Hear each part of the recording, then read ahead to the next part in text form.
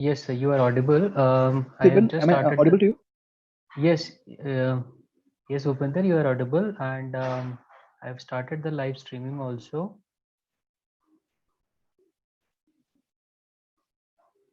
We're right on time. Yes, you are audible.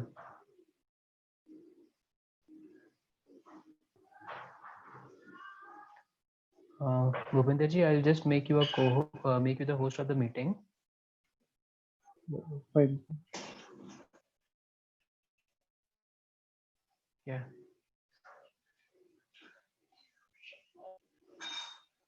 yeah. So you are the host now. Okay, so it is 2 p.m. and I think we should wait for some more people to join in, and post that we can start.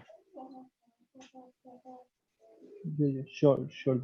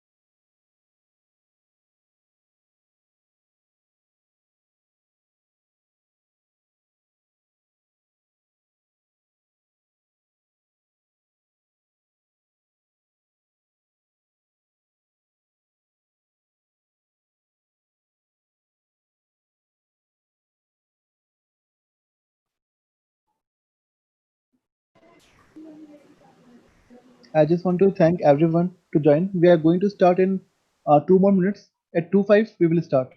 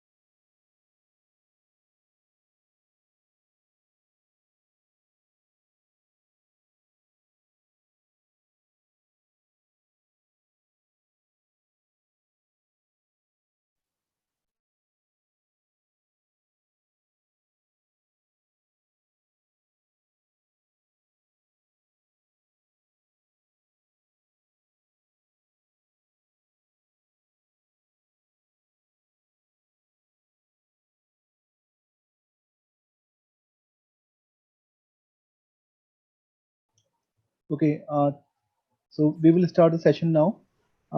So thanks everyone for joining us today in TISA's National Conference. Today we are having our session.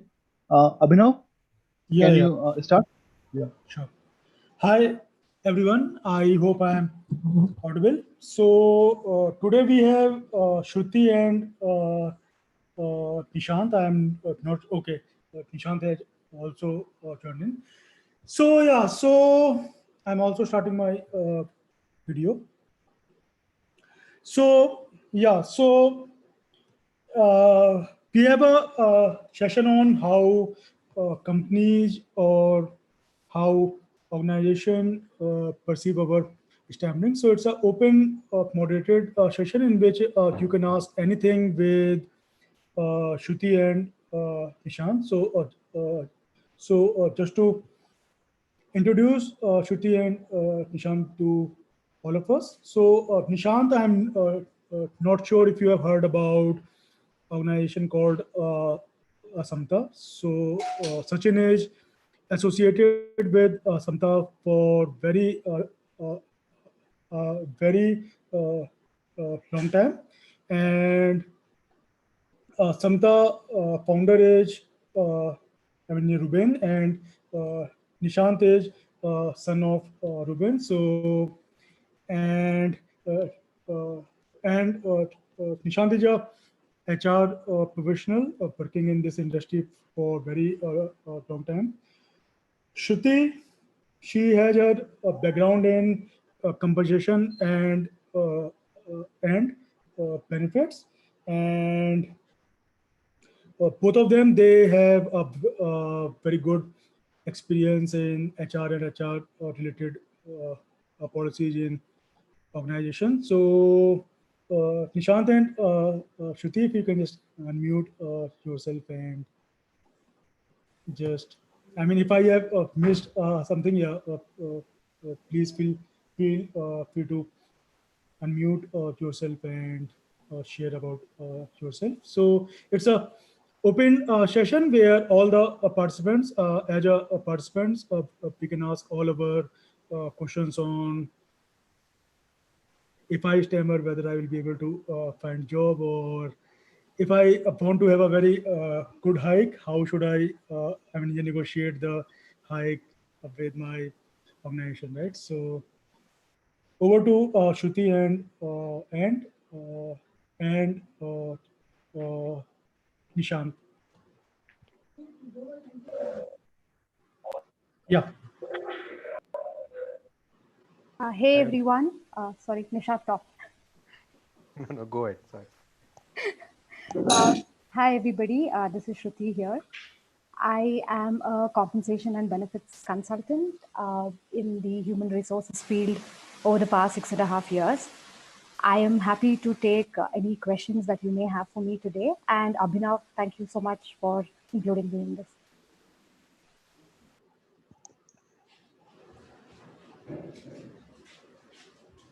Yeah. Hi, everyone. Nishant here.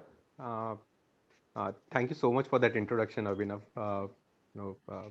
That's a little bit of work that we do compared to what Sachin uncle does across. But glad to help and open to any questions that you may have for us. Just want to understand: is this the group same that we had met last time, or this is a different set of people? Yeah. So Nishant. So last time when we had the workshop in Bangalore, so it was only the members who were from Bangalore area. It's a, national conference where we have uh, participants from all across India, and some of us have also joined us from US and Singapore. Oh, nice, wonderful. Yeah. So session is open to all of us, all the participants. Any specific questions on jobs, negotiation, compensation, floor is all yours. Yeah. So till the time everybody thinks of questions and that may come to their and so just to set some context on things and so this is coming from very recent external session that I had attended. This was a larger HR forum. Uh, you know, so this is one of the Mercer forums where you have few HR leaders and they were talking about how things are changing especially with the whole COVID and the lockdown coming into picture, right? How things are changing. So I may give a lot of India context. So I don't know much about how other countries are adopting, and some of it may be relevant. Uh, so there were two, chain of thoughts that's coming from the whole lockdown, and one such thought was, where everybody moves to a virtual office. Either you're working from home or people are allowed to work. They're free to work from any location. The whole concept of if somebody's from an IT organization, knowing about how a agile floor looks like, or the open office spaces that was as a concept where the whole team is sitting together and working on a project. All those things are changing very rapidly. So the companies are looking at two aspects here. One, completely go virtual, where 100% of workforce is working from home, basically no office. And the second concept, which looks like more short-term approach, how things may look like, is an hybrid approach of, working from office and working from home, mix being there. And why I think this is relevant for this group, is the reason being the whole, and forget about, having a challenge in speaking. This is a bigger challenge for all of us because none of us are used to communicate this way, and an Indian culture perspective where a face-to-face meeting is given more value than a virtual meeting. Even today, with COVID being there, I have my vendors who are ready to come travel down and have a face-to-face meeting, and we have to tell them that no, this is too risky, can't do that. So it's a huge change for a lot of people that's happening. And what we have seen in organization is a lot of managers themselves are struggling to have a communication, expectation set across their teams, where it was very easy to stand up and talk to 10 people in one go. Now the same thing requires a lot more, conversations, a lot more meetings to send a simple message across 10 people. So a lot of people are adapting to this change. A lot of people are struggling to this change. What makes it more difficult is how each individual communicates. And I'm not speaking about, just about the language part of it, or just about, the methods that are being used. It's also about, how much of this information gets shared across the group so that everybody is aware of what's happening in the team. So such things become very critical at this time. And to be honest, nobody has an answer to this. I think so everybody is learning and adapting to this. I'm very sure all of you also will be realizing this big change that's happening. And the best part is few things what we used to take for granted, that we as individuals will not have to walk up and talk to anybody. In today's world where everybody is virtual sitting at home, we are all forced to pick up that phone or do a video call and talk to people, and that has become a mandate right now, to help us all have that connect and that rapport with the larger group. That has become a mandate. So that's one big change that will keep growing with time, and if this situation continues as is, which I think most likely will do for another year, this cultural change will happen. And it's all about how we adapt to this change, and and especially the communication part becomes very critical in this. And this connects to a lot of other things that the questions may come in today's call, right? Something like a hiring process, something like an the whole recruitment process, what happens, how do you communicate to your manager, all that changes with all these things coming into picture. Yeah. So, so basically, one question that we all have is that in India, are we seeing any kind of slowdown in terms of hiring? I mean, are companies hiring at their regular pace? It has or it has gone down, or how this entire space looks like from Indian perspective, especially the Indian service companies which are too much dependent on US and Europe for the outsourcing work. Yeah. So to be honest, I don't claim to be an expert across industry or across geographies. But the little bit information that I have and seeing my organization's perspective and few other colleagues that work in other IT services sector, what I'm seeing in right now, though the overall financial side of the organizations is still okay. It's not that there is a huge downturn and suddenly everything has stopped. No, it's not in that stage. Business is still running as is. But the problem or the challenge is that there is no growth that the organizations are seeing. So that a lot of how IT functions is a lot of this hiring happens with the view of how business will grow over a period of time. That has very dramatically slowed down. Larger organizations it is slowed down. Smaller organization with smaller client sets, there are a lot of job redundancies that's happening. So yeah, there is so net we don't know what's the state right now. Most likely we'll see a dramatic impact by the next quarter, or this quarter or the next quarter is where the actual impact may come up. But overall, right now, yeah, it is slow.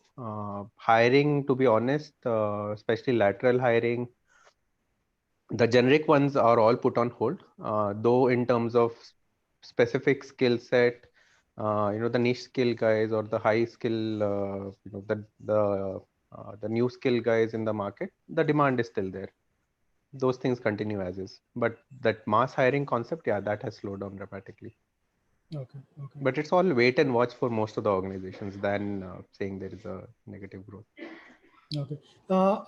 Before we go ahead, I just wanted to say that some of us they may be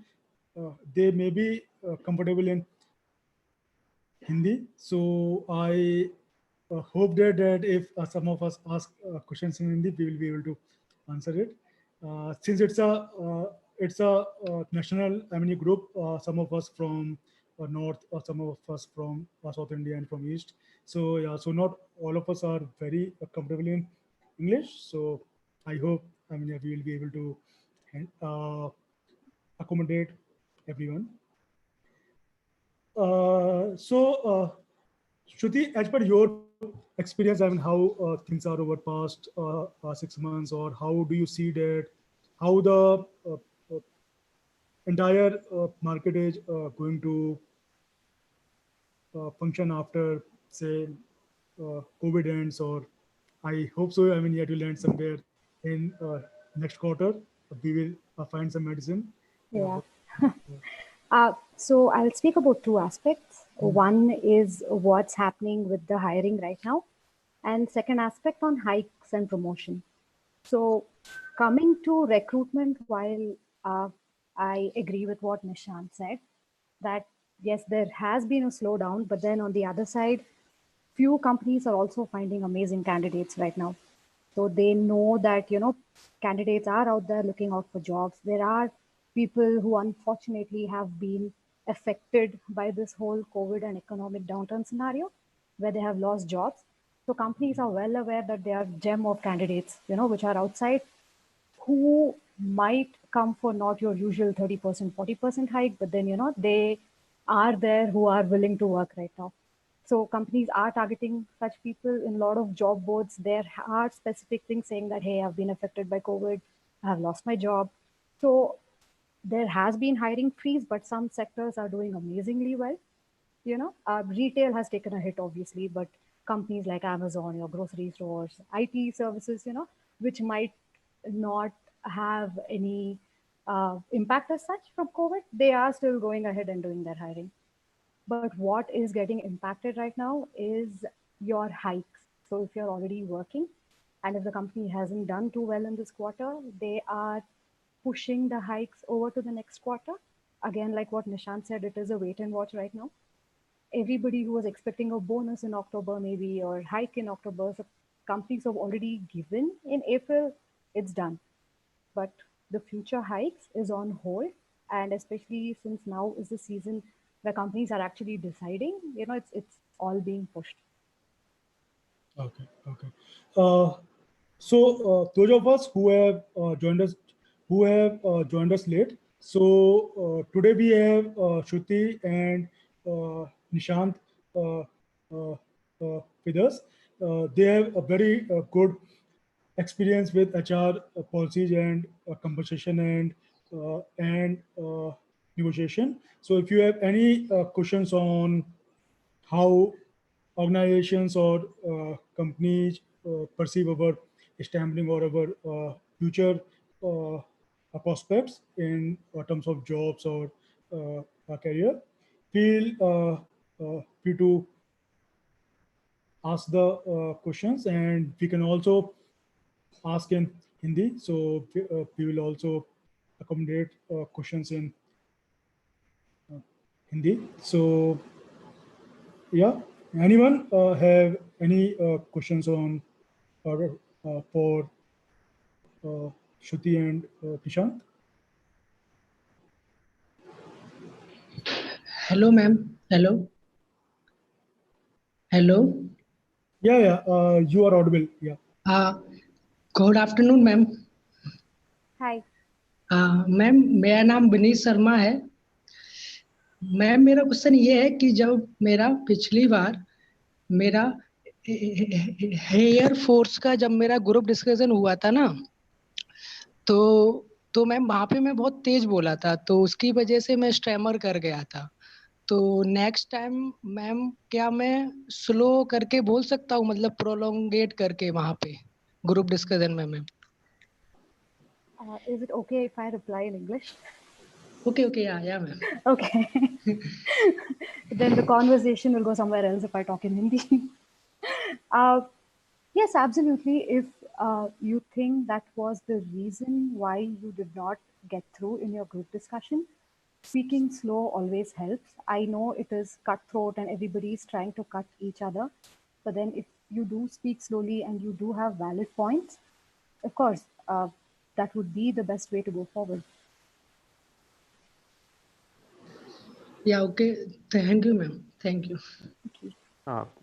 Vineet, तो श्रुति के point में एक और चीज, group discussion में problem क्या है, हम लोग को हमेशा लगता है कि जो ज़्यादा बोलता है और ज़्यादा चिल्ला के बोलता है उसको ज़्यादा पॉइंट्स मिलते हैं। जो रिक्रूटमेंट करने आते हैं ना, वो लोग एक साल में कम से कम 200 इंटरव्यूज लेते हैं ऐसे, तो उन लोग को ये सब का बहुत आदत हो चुका होता है।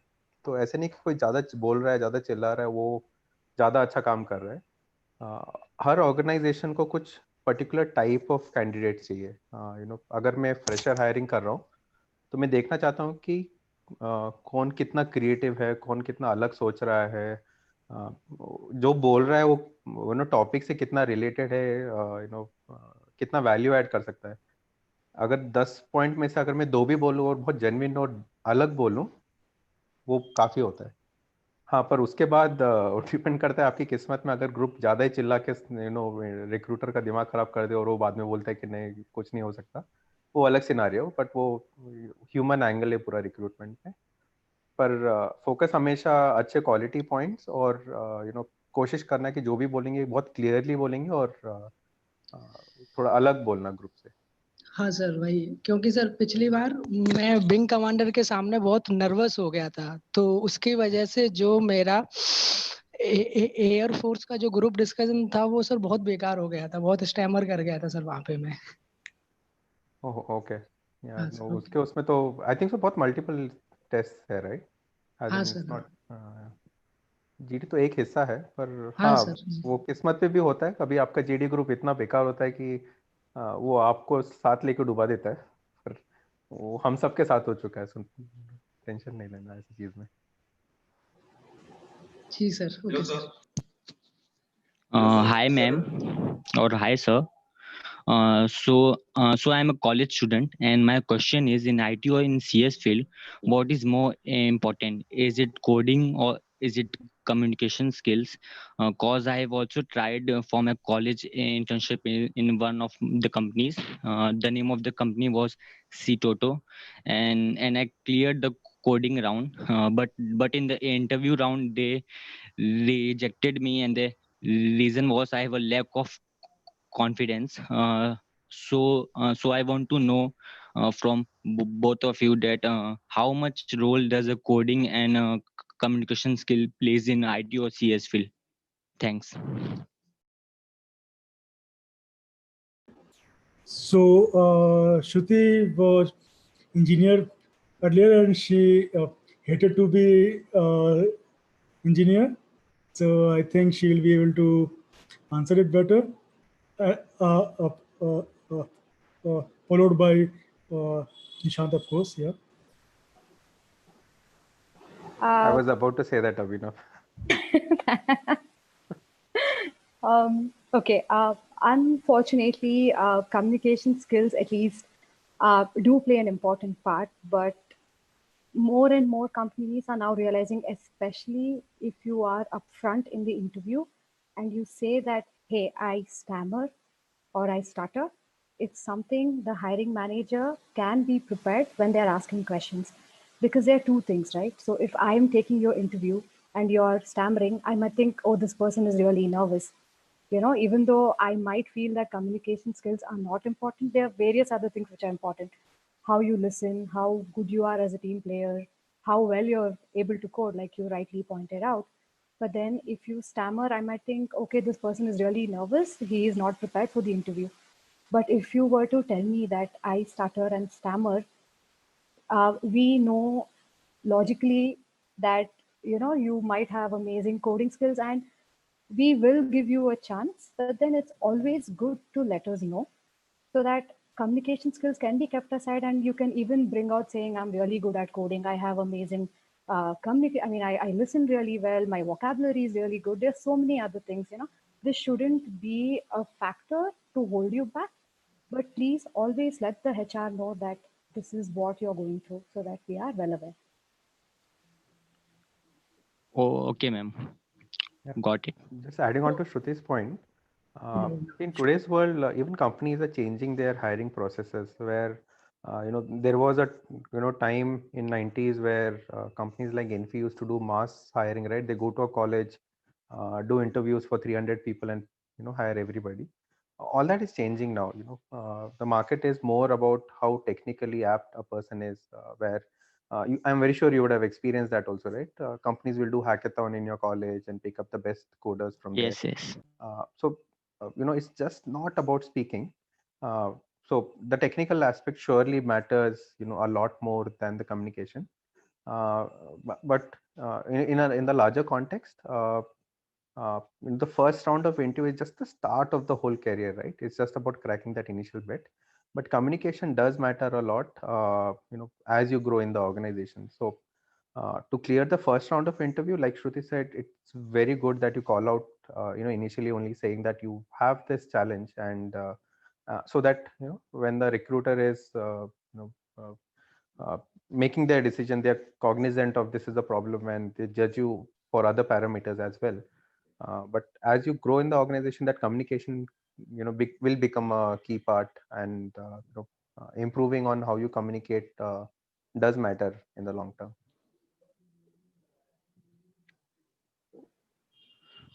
Oh, okay, sir. Thanks. Sumit, the same thing I also want to say from experiences which I had, that in the start of your job, in the start of your career, I mean, you may say that I don't have a very awesome uh, presentation skills and other skills, but as you go ahead in the in organization, or as your experience increases, communication plays a important role. So by communication, it's not only about fluency, that you are 100% fluent. It's also the content and the way you convey your thoughts and your content. So I mean, correct me if I'm wrong, Shruti and Nishant. It's not always about fluency, it's also about the content and the way you uh, uh, uh, uh, present the ideas, right? Okay. Absolutely, yeah, absolutely right, Abhinav. I think so. See, all of us in an organization don't stand up and give long speeches, right? There are only few specific roles that require us to do that. Most of the job is about communicating that small bit of information very clearly to the other person. As long as that is happening, there shouldn't be any problem. Except you are in HR and then you have to give long GAN sessions. So then communication becomes a big mandate. Okay. Hello, ma'am. My name is Arpita Joria, and I wanted to ask you a question. Like nowadays in my college, the internship and all is going on. So most of the companies that come to my college in their job description part, they have written that excellent communication skills are a must. Okay, so that particular line kind of shatters my confidence a bit, because apart from that, I know that I'm having all the technical skills that are required for the company. But when you will say about the communication skills, we know that okay, it is not only about fluency, it is also about other things. But somewhere down the line, if I will ask a non-stammerer that what according to you is communication, so for him the answer is just fluency, right? Somewhere there's a kind of myth. So ma'am, according to you, if you are taking an interview of a stammerer, and if he is having that confidence in him, but only that he is stammering at certain words or certain sentences, but he's having excellent expression, like he can express anything he has in his mind. So would that be a barrier in your selection process for him or not? Absolutely not. And Arpit, I want to point out you speak really well. It's amazing. If I was taking your interview, I would hire you. So, Thank you, ma'am.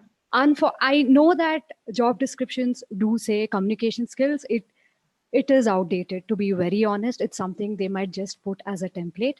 But then, like I said, in your CV or when you meet an HR in person, if you were to say that, hey, I stutter or I stammer, it's something the HR would keep in mind.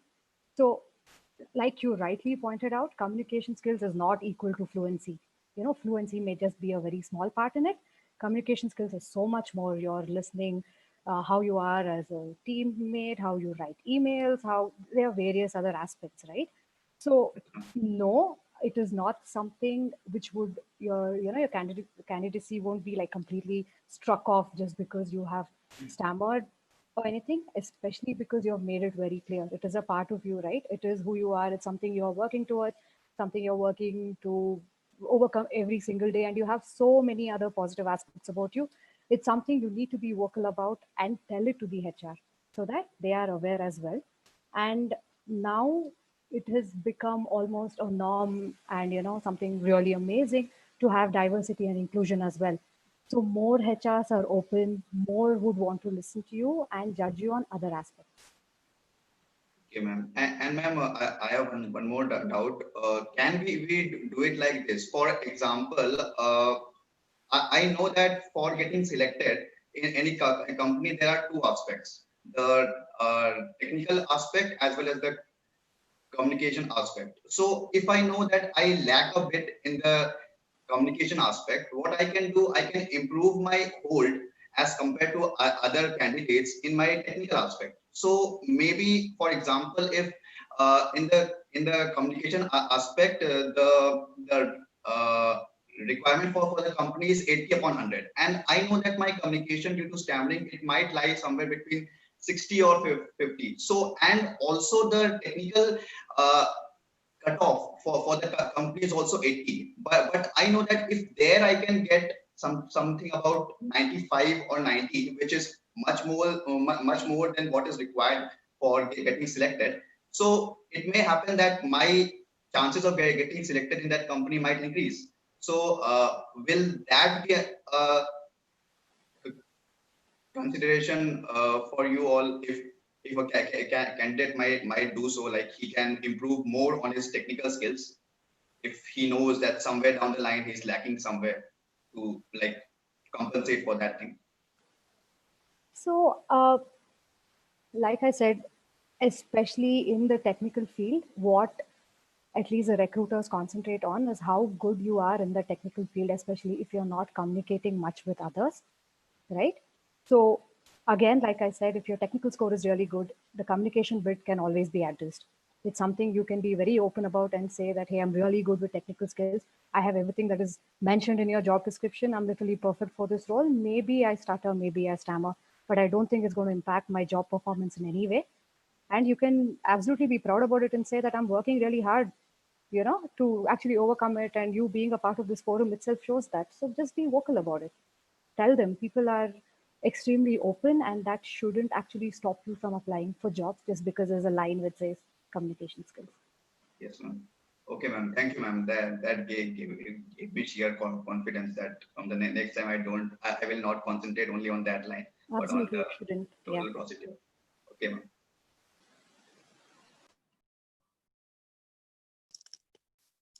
Yeah, ma'am. Shruthi, ma'am. Yeah. That I have a question. That you say that technical skill is very important than communication.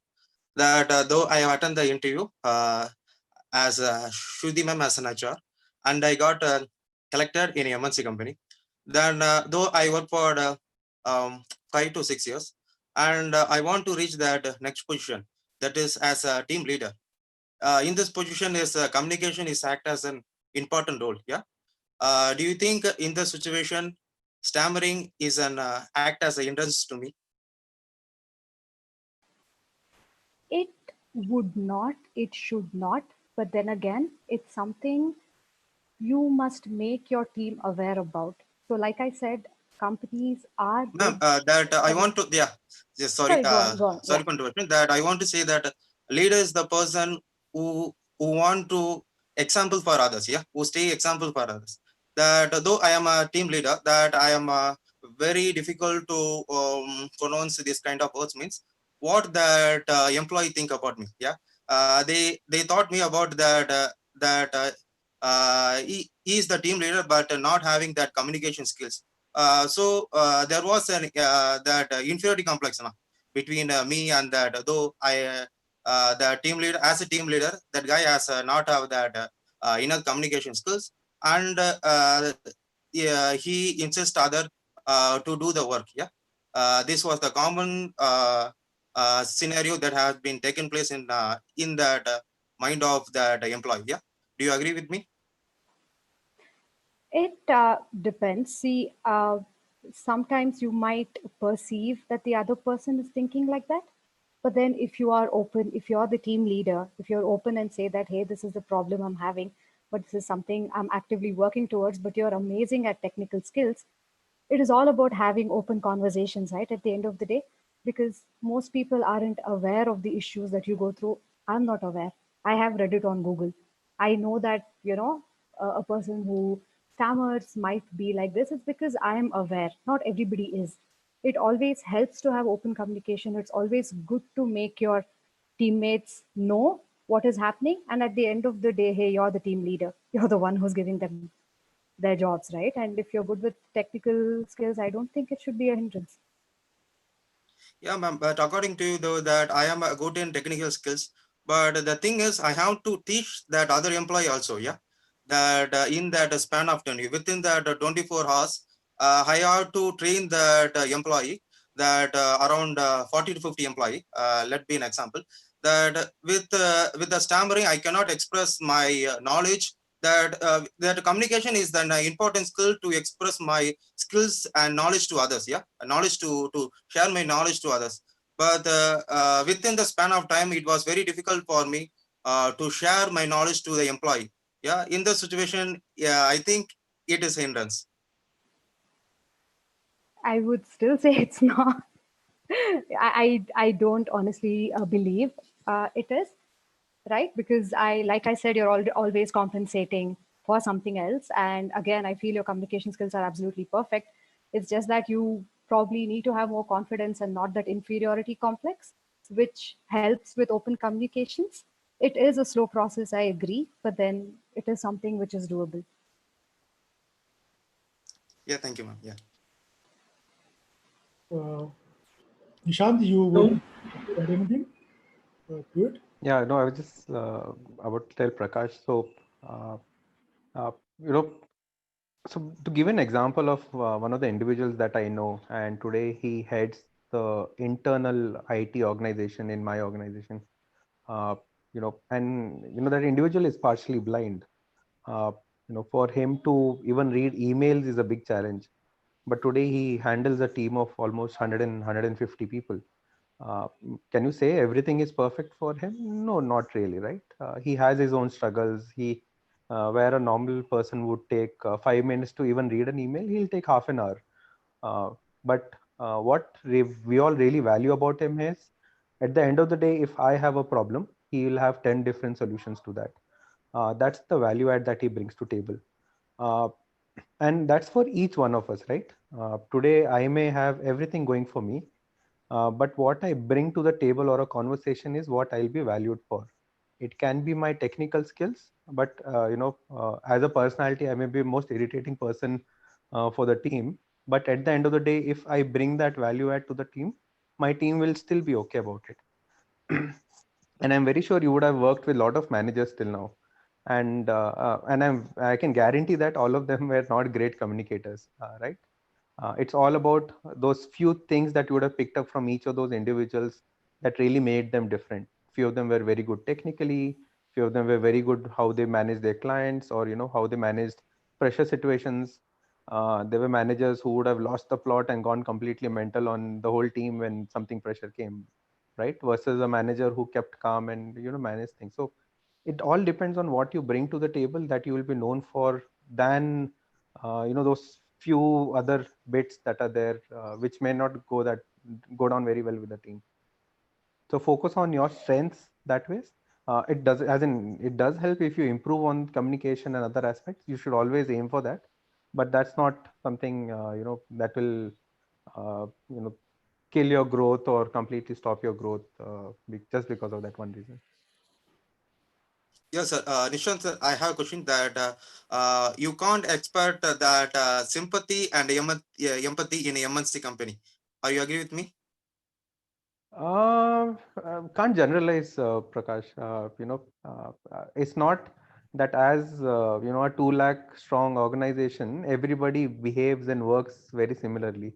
You will always have that variety. Uh, you will have in a team 10 different people behaving, completely differently from each other, where some will understand your problem and have the patience to, uh, you know, go along in that journey. Some will not, but that's okay. As in, you can't expect the whole world to, follow what you say. And, uh, you know, uh, for example, you're wearing a Man U jersey. I may not agree to that, being a Chelsea fan, but it's okay. We both love football, and that's the common thing, right? So you'll always have that scenario. You can't expect everybody to love or have the same expectation that you have from the larger group. Or Twitter is a very good example of how this works. Huh? Yes, sir. Thank you, sir. Thank you. So, Shruti, we have a question in the chat box by Prithvi. See, he has written that I was recently rejected in a technical interview of a major IT service company. Although I answered each and every question, I know communication and confidence is a major requirement for IT service-based company. But what can I do? We stammer, but we are not nervous, and our confidence is not low. Although I acknowledge in beginning that I stammer, but I still feel he rejected me because of stammering. Because I answered all questions, and he told that I was technically very strong, but what more is required in a technical interview?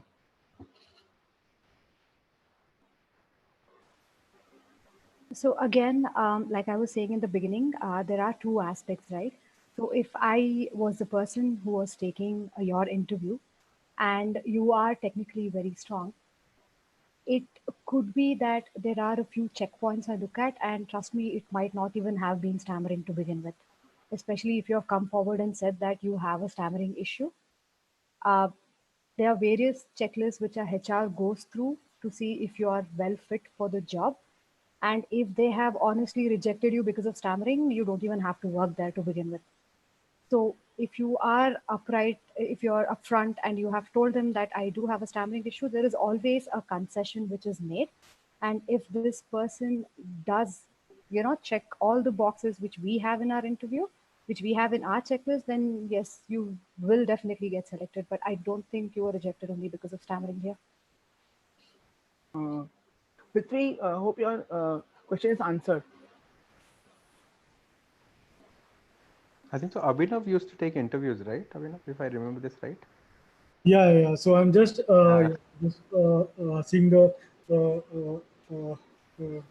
seeing the questions of everyone. So, Prakash, just to answer to your question that fluency is important when you will become a team lead. Of course, yes. I mean, it's not only fluency; it's also the way you communicate your ideas, the way you mentor the team, the way you give the feedback to your team, right? So see, I'm also visiting faculty at Symbiosis, and imagine that as a faculty or as a professor, you will have to speak in front of 100 students, and you stammer, right? So it's so yeah. So I stammer, but I have something. I have some awesome content. I have knowledge to share with everyone, and everyone will be part of the session. And my uh, uh, sessions are the top rated one in the entire institute. So it's not only about fluency; it's also about if you're a team lead, how you are mentoring your team, how you are giving them feedback. So all these small things which are also a part of uh, communication, but we often ignore them, thinking that until I speak everything with 100% fluency, no one will inter entertain me, or they will see me as if I don't know anything, or if I'm not.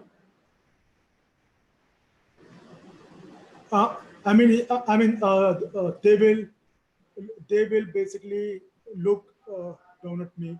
So it's not always the case.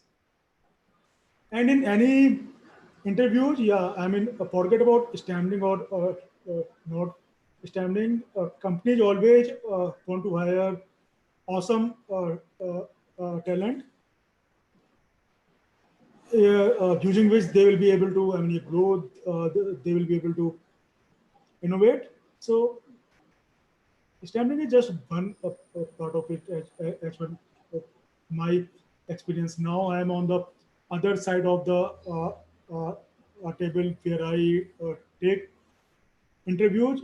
For me, the single most thing which is very important is that how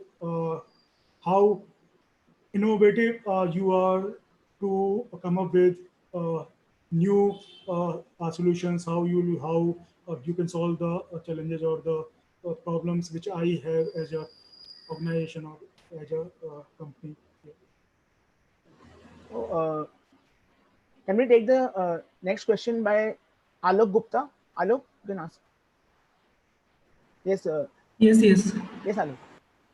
Okay. So hi Shruthi ma'am.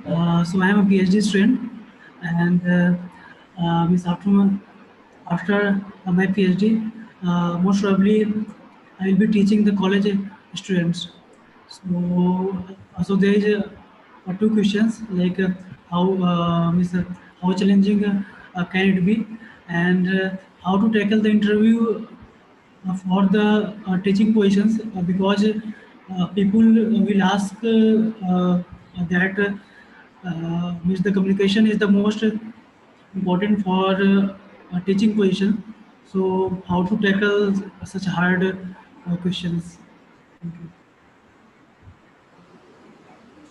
Uh, I am not so well aware about the interviews for faculty positions. If it's something, Abhinav, I think I just heard you say that you are visiting faculty, right? Do you teach, Abhinav? Yeah, yeah. So, to answer your question, Alok,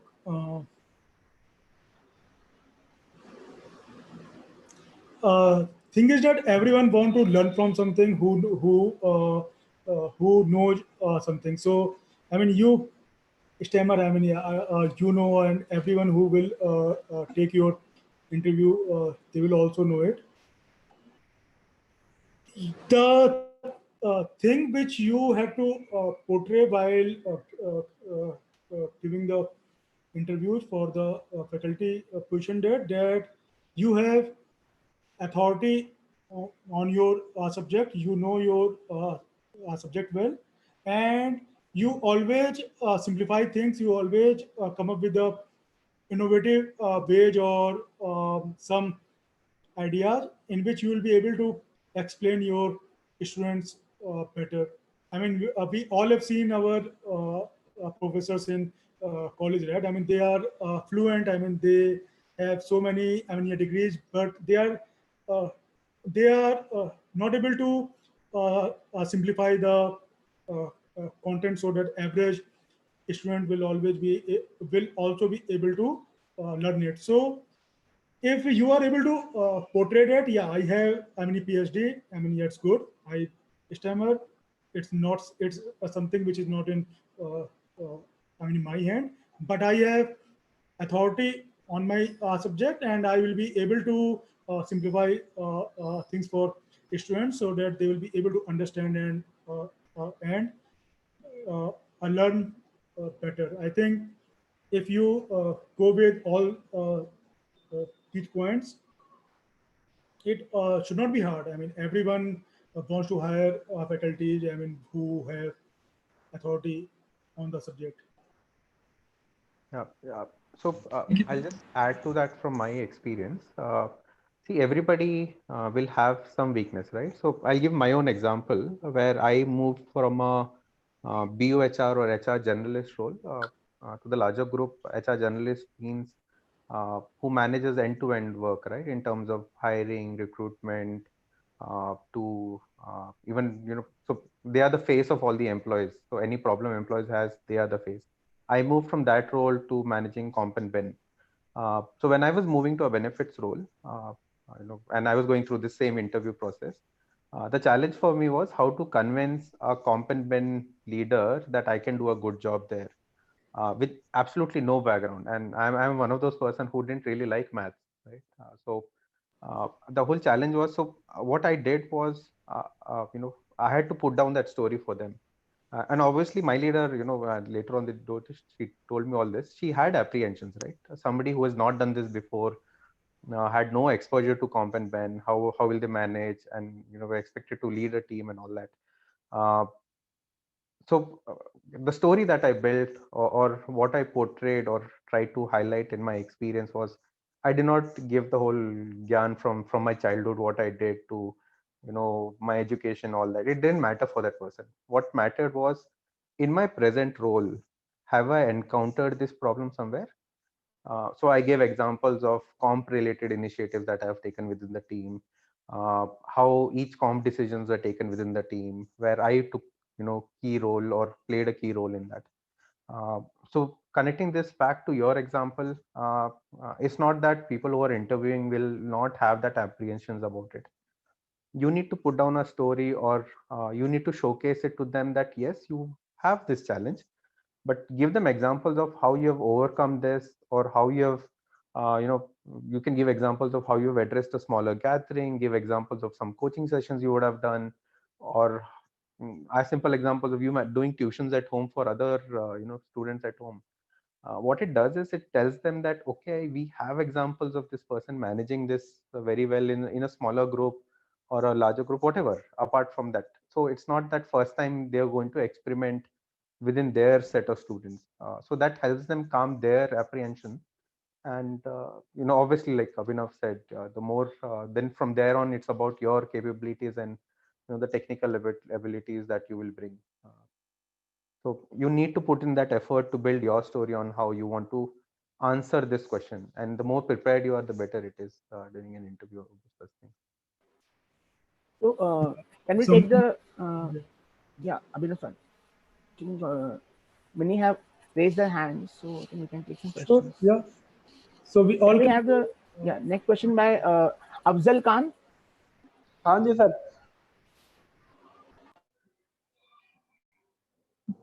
हाँ जी sir, मेरा जो एक question है वो है श्रुति M से है कि ज्यादा कोई भी स्टूडेंट है या जो भी बंदा है इंटरव्यू देने के लिए, या मानो कि वो जो बंदा गया है एग्जाम में फेल हो गया, इंटरव्यू है हुआ नहीं उसका क्लियर, मैम जो स्टूडेंट होते हैं वो उनसे बोलते हैं कि मुझको फीडबैक दो, और मैम कुछ जगह पे तो ऐसा होता है कि उनको ना रिजल्ट तो ना बताते ही नहीं कि आप पास हुए कि फेल। मैम ऐसा इंडस्ट्री में क्यों होता है? Shruti, you want me to, want me to translate it, or you got the question? I just want to know if I understood it correctly. Is it to say that after you have taken an interview, do the recruiters or the HR get back to you to say if you have cleared it or not? And more often than not, they don't get back to you, right?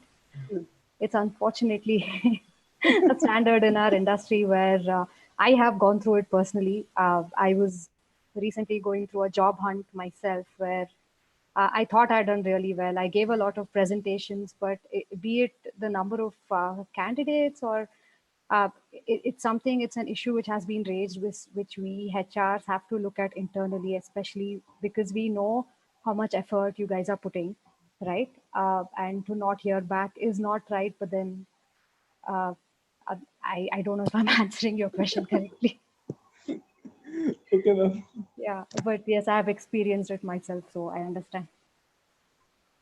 So can we take the next question by Subrata? Yes, sir. Can you hear me, Nishant sir? Yes, Subhash. Hello. Yes. Good afternoon, sir. Sir, there is one question related to the starting portion, that is related to the introduction part, that the HR recruiters generally ask to the candidates actually, that so sir, I have actually taken up the points like this, that first one is the name you should tell, then the place, then the qualifications, then the hobbies, then the goal, strength, and your current work ex. So sir, apart from this, what are the other important points that you should tell to them, that I want to know? Okay, so this is one good generic question that you'll always hear is, tell me about yourself. And honestly speaking, all the rest of the interview keeping aside, this is one question that you'll always have good control over. What you feed the interviewer in this question will set the context for the remaining interview. And never have a same answer. And this is my opinion. I'll ask Abhinav and Shruti also to add to this. I always believe for this question, the answer that you're building, don't give them generic stuff. For example, name. They already know my name. It's there in the CV. When they called me, they know my name. They know what will they know about where I was born, where I grew up. Doesn't matter for them, right? For them, it's a Okay. 5-minute interview. They want to get done with it. So focus on areas that really matter to them. And ideally, I would structure the whole thing. What would be? I'll not even spend 2 lines on my introduction: name, location. Location matters sometimes, reason being depending upon where they are hiring, right? So for them, they want to know if you're coming from a very far off state will be a challenge. And that adds the questions that will come to you later on. So give them that information. That's it. And later on, it should all be about what your experience is till date, what have your achievements been. And don't give them words like, I'm very hardworking. How do they want, believe you they were hardworking? Yes, yes. I'm very honest. Doesn't matter. Give them examples. Uh, Okay. say my key strengths are I can solve problems. So it's not that you've achieved world peace. You don't have to give that as a problem or solution that you're doing, right? Give examples of during your college tenure you were faced with XYZ problem. How did you go about solving it? If you don't have an example from college, talk about your personal life. There was a challenge, which you faced and how you've gone about it. Stammering can be a very good example, right? Give them that this is one of the areas that you faced a lot of, and this is a good way of putting in that problem also to them, right? Mm. So you don't have to do a separate question answer on stammering alone or pause the whole interview and talk about it. Slip it in between, tell them this is one problem that you faced with and how you've trying to solve this problem, how you've tried to uh, you know how you're part of TISA group, and how you're talking to 10 different people, exposing yourself or putting yourself in front of 20 people and speaking. So it talks about your strengths and how you're ready to accept challenges that comes your way. And as an interviewer, what happens is I relate it back to a client problem that may come to us, and how you will be one of those people who will not back off and say, I can't do this. So give a lot of context of uh, you know your heart strengths, weaknesses, uh, hobbies if it is related to the work. For example, if I'm getting hired as say software engineer, uh, playing a musical instrument or guitar will not help except if it is team outings. Yes. And I don't think anybody will hire somebody for that, right? But something like if you're say an artist, right, or a designer, and the role requires somebody to get into design or web design or software designing part, right, where that links it Yes, yes. back, where it brings in that value. So something like that will still help. So focus on areas what they want to hire on, and build your answer basis those areas only. And whatever you Okay. feed in this answer, I can guarantee you that 4 or 5 questions will come out of this, and then the interview is in your control. You know those answers, right? Yes, yes, definitely. Yes, sir. So, Then, just to add to it, I'm sorry, Alok, I'm sorry, Subhrata. Just to add to it, so always some of us we have this question that when someone will ask me that, tell me about yourself. So, shall I start with I'm stammer, and after that yes, uh, or how should we should we portray that I stammer and be patient with uh, uh, myself? It should be at the start of interview, or I mean how it should be. So, can we have the next question by Sajid Agarwal? Uh, yes, sir. Am I audible? Yes. Okay.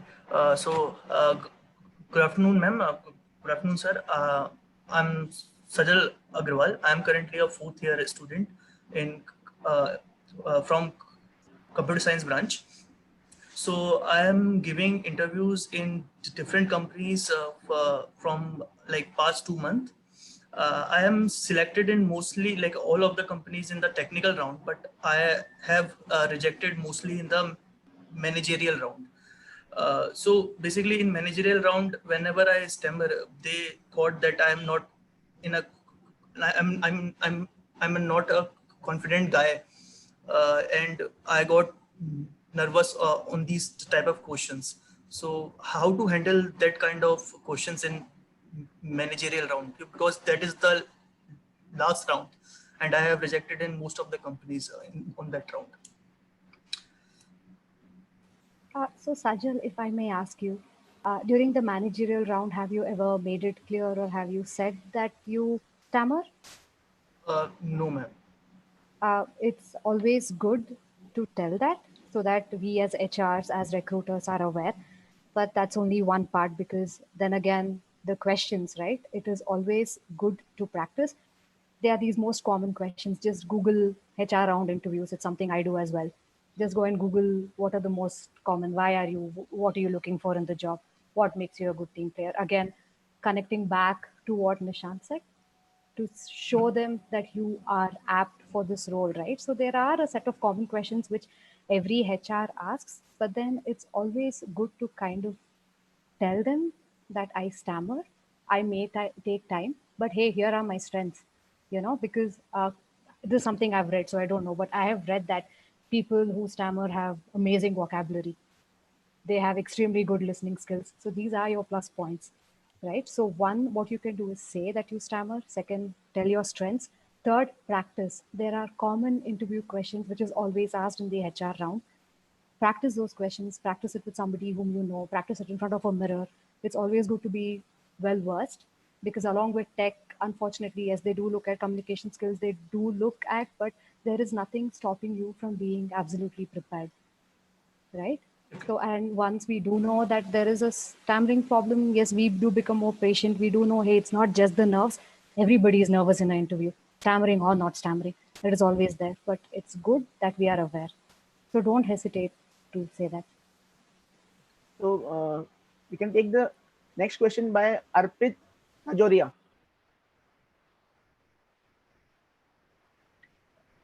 Yeah, ma'am.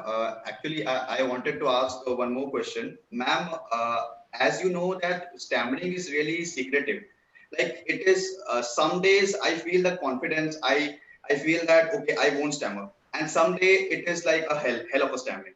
So ma'am, sometimes what happens that when you move to an interview, you don't confess because you feel the confidence that you think that you, even if you don't confess, you can go pretty well with the interview, right? But ma'am, later there's a kind of a regret in you that नहीं यार बोल देना चाहिए था, because always there you know that even if it is not only about selection, even if you get selected, you when you will go to the organization, you will move there, you will have to talk a lot, you will have to make conversations with your boss, colleagues, everyone. So ma'am, even if you and ma'am, on the contrary, there is one more thing, that if you say that you are a stammerer and you don't stammer in the interview, so since most of the people are not aware what stammering is, so they expect you to stammer, but still if you are not stammering, they might think that you are trying to gain some sympathy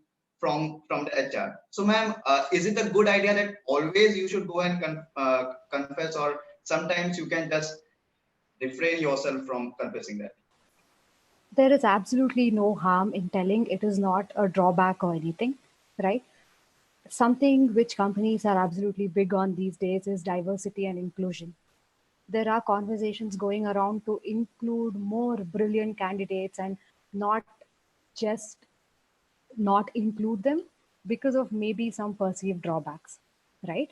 So there's something called neurodiversity which is happening right now. So it is good to say that you stammer. You stammer or not in the interview, it's completely different. You don't know how it's going to go, right? But it is always good. There are teams, there are clubs in companies right now completely dedicated to this. It could be any other disability, it could be to do with stammering. It is always good to say in companies that, hey, I have this problem. I might not stammer in this interview. It happens with certain words. I might not even use those words. But you have absolutely nothing to lose if you go ahead and say that this is a problem. It actually shows your strengths. And again, back to what Nishant said, you can actually use this as a point to say that this is one of your strengths. you have this is how you're working. I stammer, but I'm good at these things. I'm a good team player. I'm really good with technical skills, lot of things. But that is not going to stop somebody from hiring you. So don't hesitate on that. And Arpit, And Nishant yeah. sir, yeah, you can go on. Sorry, sir. Another angle to this is at what level, or if, for example, if the company is hiring a fresher, right? Most companies don't have expectation that a fresher should know everything. Uh, you know, so the expectation from a fresher versus somebody at a 3 years down the line experience is very different. Uh, uh, Expectation is that fresher comes in, there is a 6 months learning program where they will teach different skills.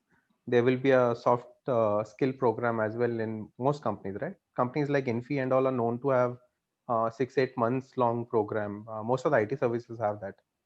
So expectations are very different at a fresher level. So you should not be worried too much about a communication skill versus a technical skill, because company long term approach that they have is they will hire somebody and train them in what they want. So they'll put you in that .NET or a uh, or a Java line, whichever they think is more critical for them. Plus, they have the soft skills programs throughout the career. They will have a soft skills program for a fresher, manager, senior managers, and it continues all our life. So don't be too worried about this. Like Shruti said, you should call this out. You saying you have a problem, and during the interview, if you don't stammer, it will not go against you, right? It's something that you can always showcase that you worked upon and improved. And you say that there are times when it gets triggered and I really struggle. You put it out openly, so they know exactly what to expect out of this conversation. And sir, one more question. What is the role of extracurricular activities? What will it benefit you in getting selected? Like if you are a very good sports person, then does those extracurricular activities really help you to get selected in the companies as well? So okay, so different things. Say for example, somebody is getting hired as a software engineer fresher. Uh, a good batsman may not be very relevant for that role. TISA, mire. I think so. Somebody's not on mute. Okay.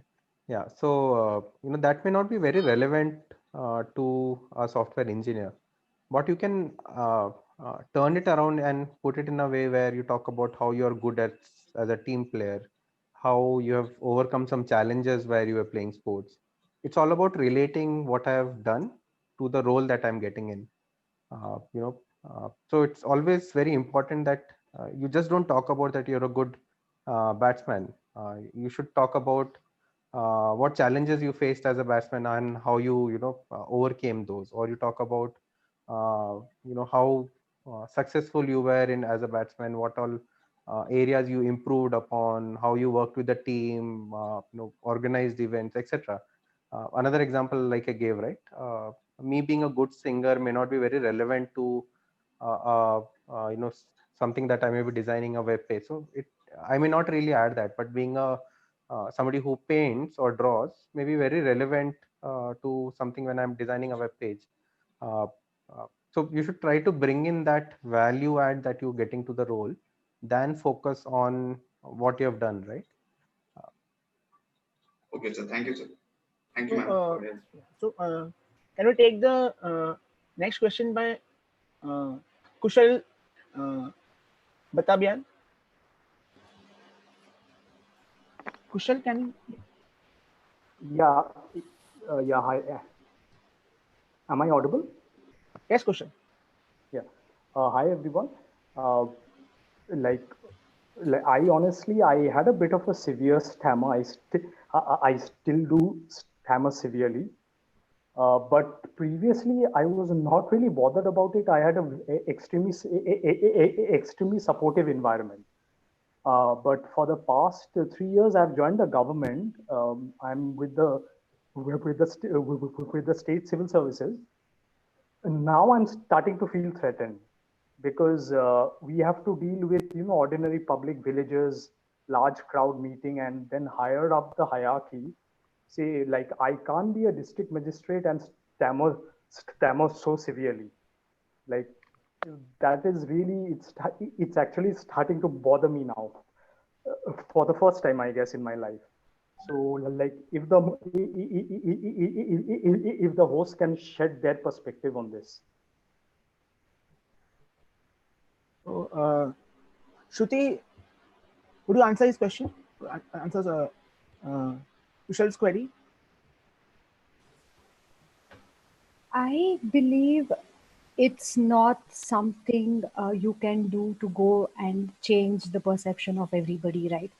It's you have your strengths, you know what it is, and I believe just do the best you can. I understand that it might affect. I mean, we are all humans after all. But then if you're able to stick to your strengths and do what you do the best to your ability, it's not something you could go changing everybody's perception. But if you are confident and you know that you are doing what you're doing to the best you can, I think you should just continue. It's a part of a larger conversation. It is a part of trying to make everybody understand what this problem is. But then people are going to be people. Somebody is going to judge. If it's not for stammering, it's for something else. If I'm a woman in a government field, people might still tell something about me. So I don't think you should let it affect you so much. Everybody has their drawbacks, but everybody equally has their strengths, again, stammering or not. So just do the best that you can. So, And having sorry yeah, please. and I was saying that having a support system actually helps. It's not something you can expect in your job daily, but if you have that close group of people who can support you through this, and especially this forum you're a part of, I think you should just continue and not let this affect you as much as possible. Okay, so can we take the next question by Rajesh Jaka? Rajesh? Yeah. Hi.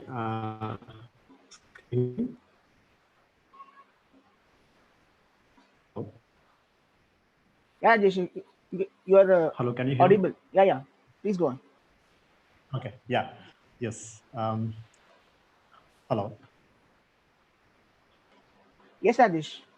Please ask me. Okay. Thank you. Yes. Sure. This is not the question which I'm asking. I'm just answering one of the questions which some participant has asked about the job. So in whichever field you are searching or seeking a job, you start doing the technical certifications. You show your talent in that, and so go to the interview with those certifications.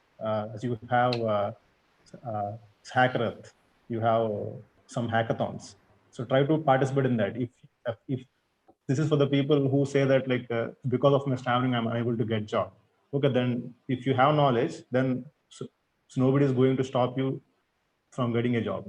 So if you have talent, go on these websites, try to do some certifications and try to earn a good percentile in that, and show this as your skill to the interviewer.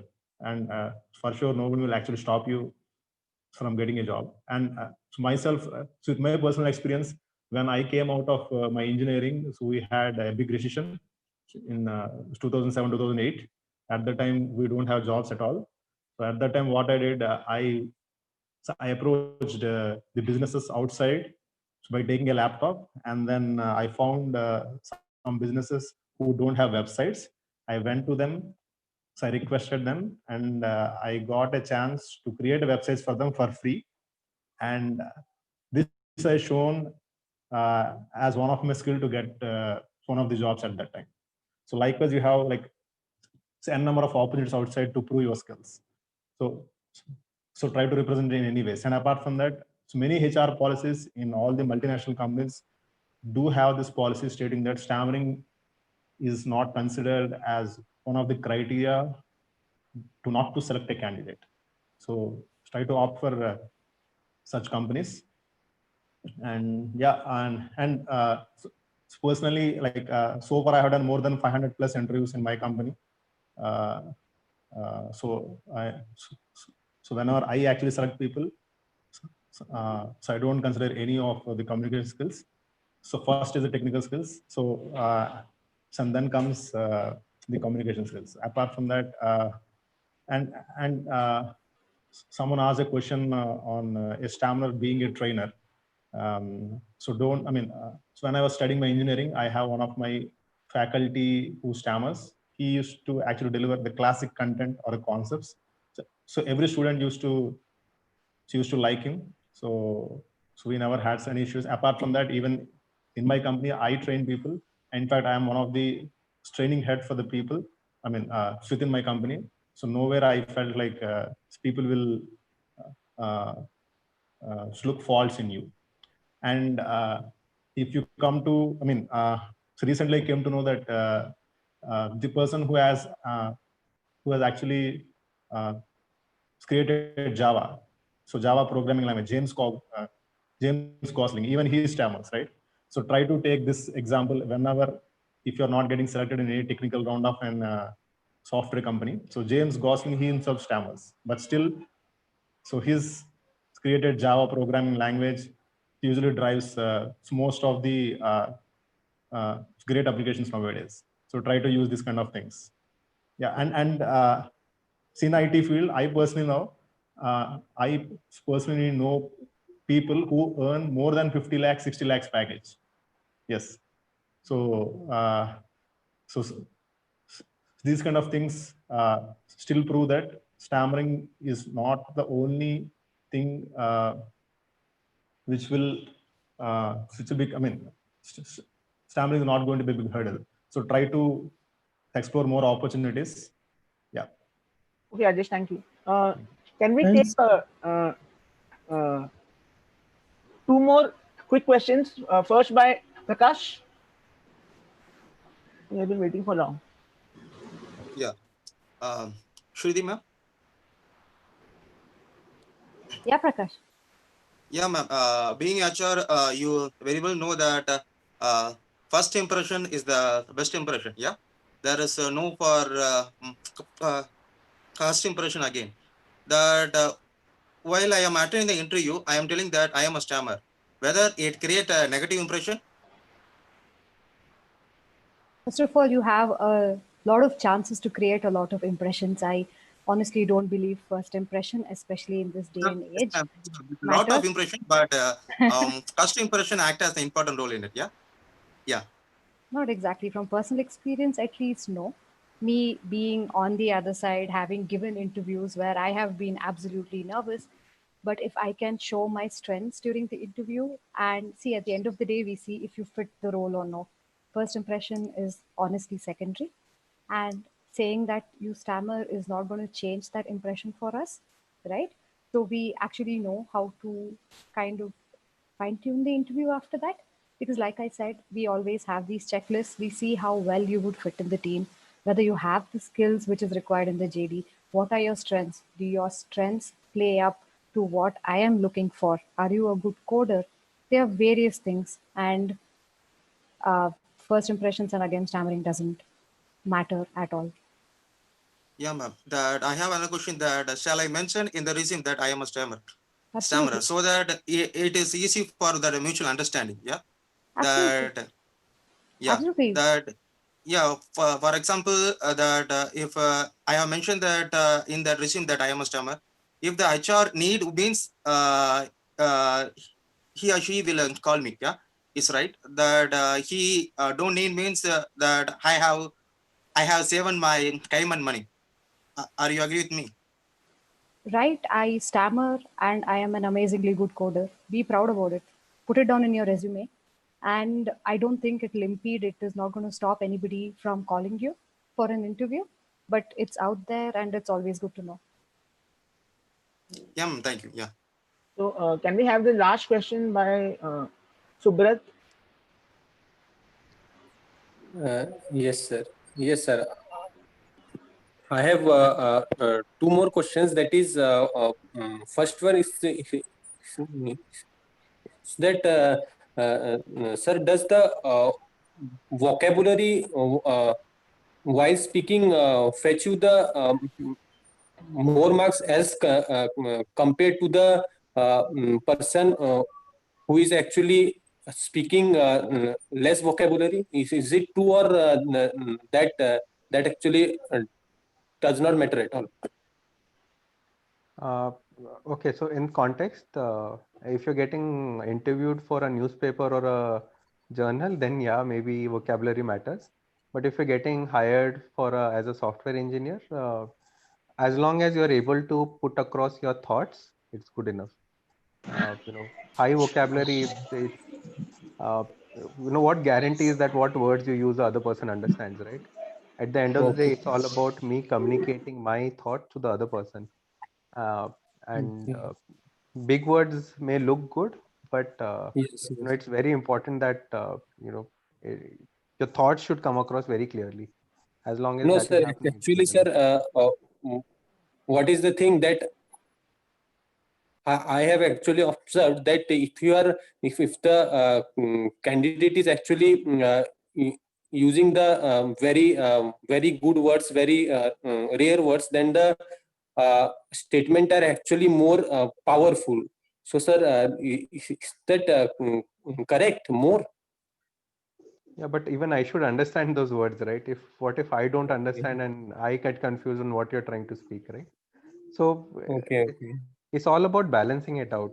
It's good to have a good vocabulary. You can use those fancy words, but Yes. it should not be like, at the end of the day, if I am reading a Shashi Tharoor's tweet and I'm going to dictionary and trying to understand, that's not good communication, right? It looks grand, but that's not how communication works. Okay, sir. One more last question. That is, suppose that you have been called in the interview room at near 8 a.m. in the morning, and then your turn has came the last. That is at the after 9 or 10 hours in the evening. Suppose that at 5 p.m. your actually turn has come, and then actually the interviewers were actually less impatient to hear from you. So, sir, at that time, the actual nervousness actually rises. That is the candidate actually thinks that I am actually the last candidate. So, sir, should I increase my speed or not? Because at that time the whole mindset changes. That oh shit, I am actually the last candidate. So I actually have to speak the words very fast. So, sir, that mindset is actually very disturbing. So is that a true problem? And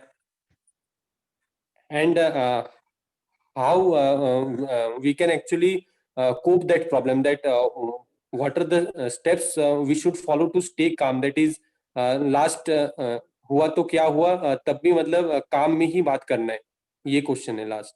thank you. Okay, so let me give a different scenario in the same setup, right? Now, if you would have, I'm very sure you would have given a lot of viva in your college, right? You would have a lot of, from chemistry vivas to physics, and there are 120 students. Do you really worry that you were the last student in that viva and my teacher will give very bad marks because I was the last person? Or did you change your approach in the way you answered those questions because you were last? Yes, sir. Actually, in the physics viva was very feared because but in that case he was not the last candidate, luckily.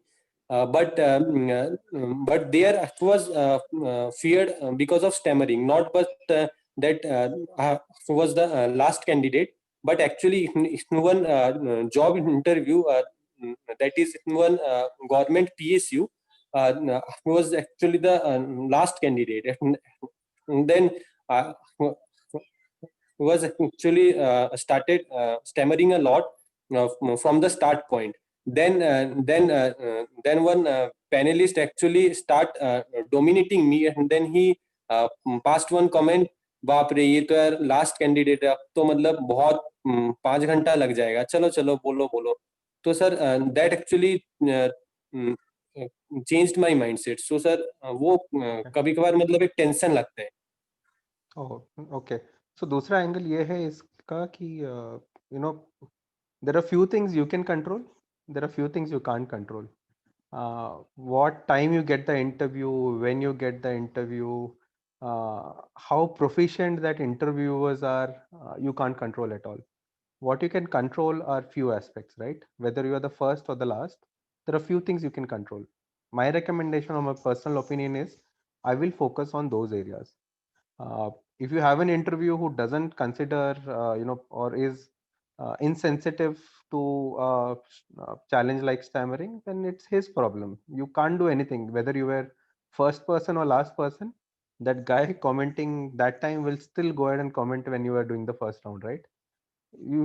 There's no way you can stop him from doing that. So don't focus on that. You know, and it's good in a way that you are experiencing such things, right?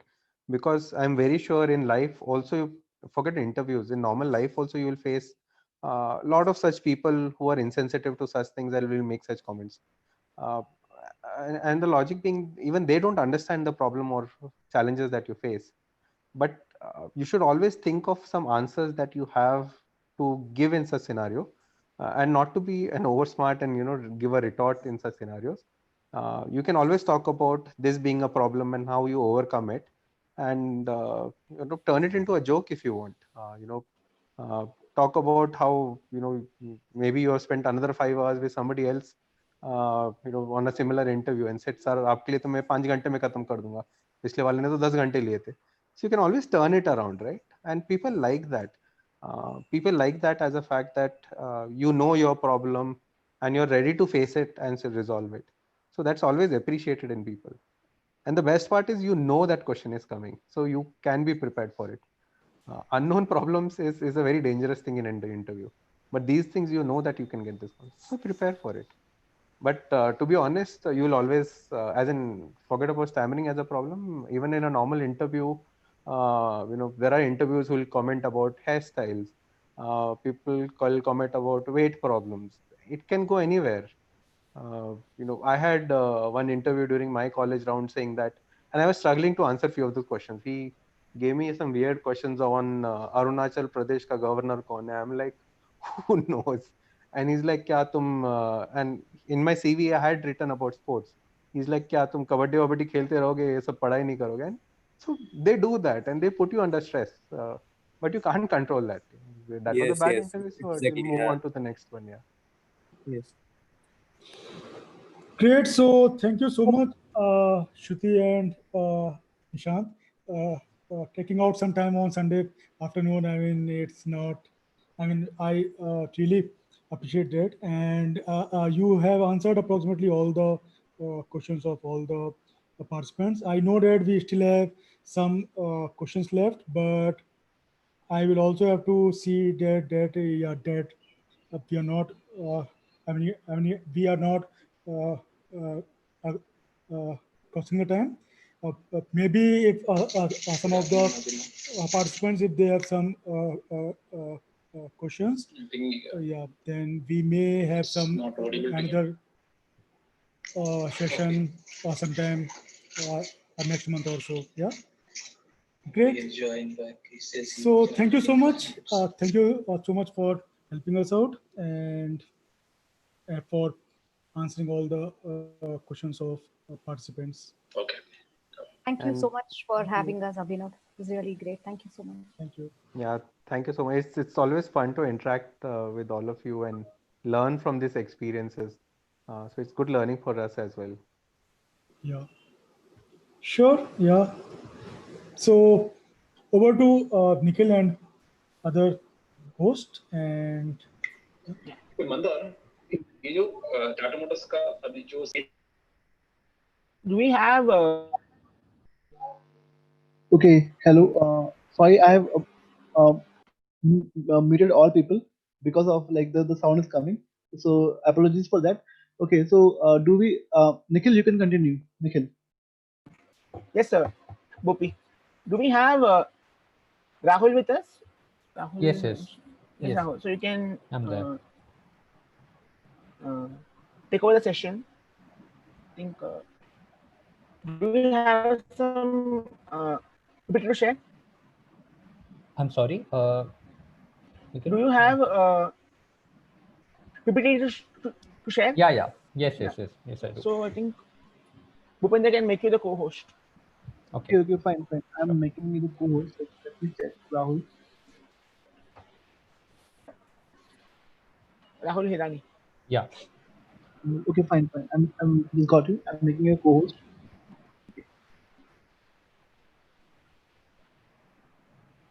So, yeah, Rahul. I think you are now make a co-host. So thank you, Rahul, for joining us today. So you can start. Thanks. Yeah. Thank you, guys. First of all, a big, uh, a big thank you to Nishant and Shruti for uh, uh, addressing uh, all our queries. This session will be mostly based on my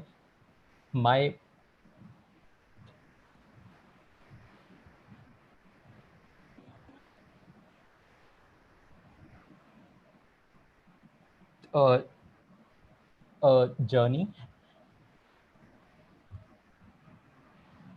and how I made it to one of my dream companies. So, good afternoon, uh, everyone. My name is Rahul, and I have been with TISA since uh, since uh, since uh, uh, uh, uh, uh, uh, 6 to 7 uh, years. So let me know when you can see my screen. I'll just share it.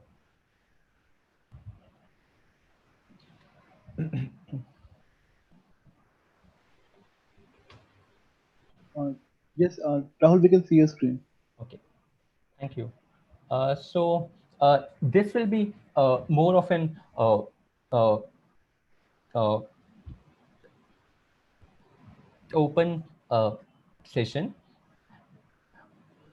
So feel free to ask questions in between, and those of you who are much senior to me, you can uh, add your uh, uh, the inputs as well. All right. The reason for which I came up with this topic was so that goes back to one story. So a month back, uh, uh, I actually received one call from one of our newly SHG members. So uh, he told me that tomorrow I'll be having Microsoft coming to my campus, and I'm really nervous about it. So how should I deal with it? And that person was actually uh, uh, from one of the most reputed colleges of our uh, country. So we had a talk for like 1 hour, and personally, I was really uh, excited to see him, go to Microsoft, because that has been one of my dream companies.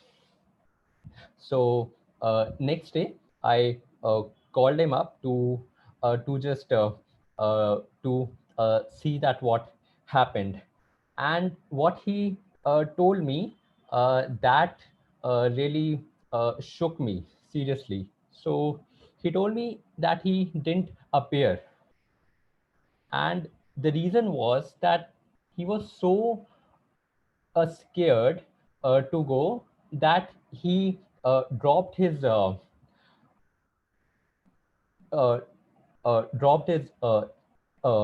intention to go to uh, appear for that. Now,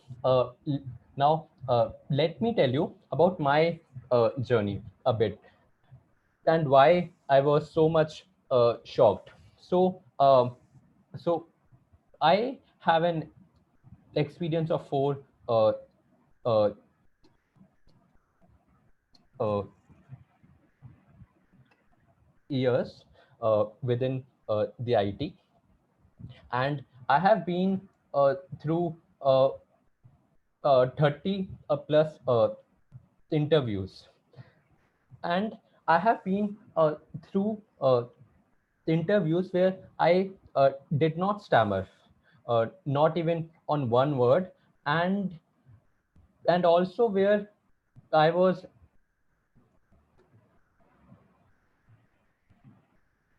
stammering on every word, and uh, the the the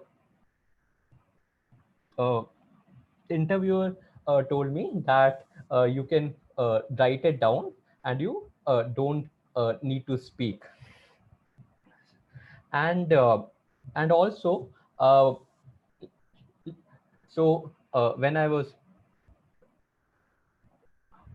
uh, listening to some of your uh, uh, questions during the last session, so I think one of them was by Prithvi.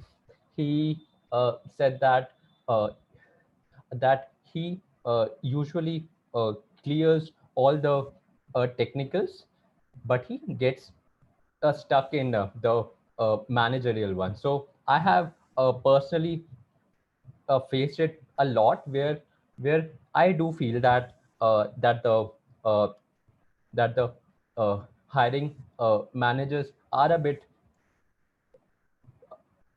biased, and it feels terrible to to not make it, uh, means to make it uh, to the last round, and not getting uh,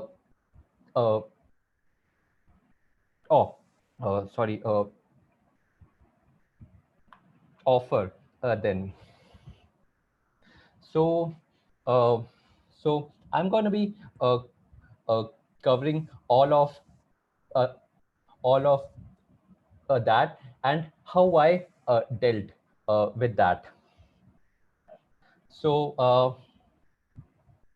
just a second, I'll just change the slide. Yeah, so the first one is how to get into your dream company. So I think, as Shruti mentioned, that most of the big firms, most of the firms who are really uh, uh, uh, concerned about your brain more than your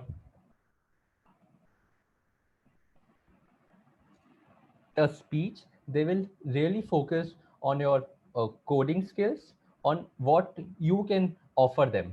So whenever you go for an uh, uh, interview, so usually uh, th- uh, the person sees that what you can give them that they don't have right now. That's why they are searching for that. Correct? So you need to first uh, uh, uh, uh, figure it out that what they are looking for. And so like you, there will be uh, 1,000 more uh, I'm sorry for that, uh, uh, uh, candidates. So you need to build yourself into something that those 1,000 cannot offer what you can, and that might be a very small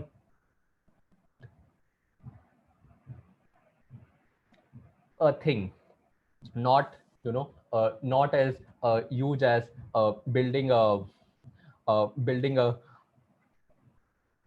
building a rocket, right? So you need to uh, f- f- uh, figure it out, that thing. So when when when I'm taking uh, interviews, I usually get all kinds of candidates who have done a master's and who are uh, experienced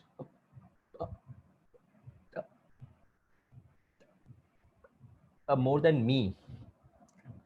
And so what I usually look for is that do they uh,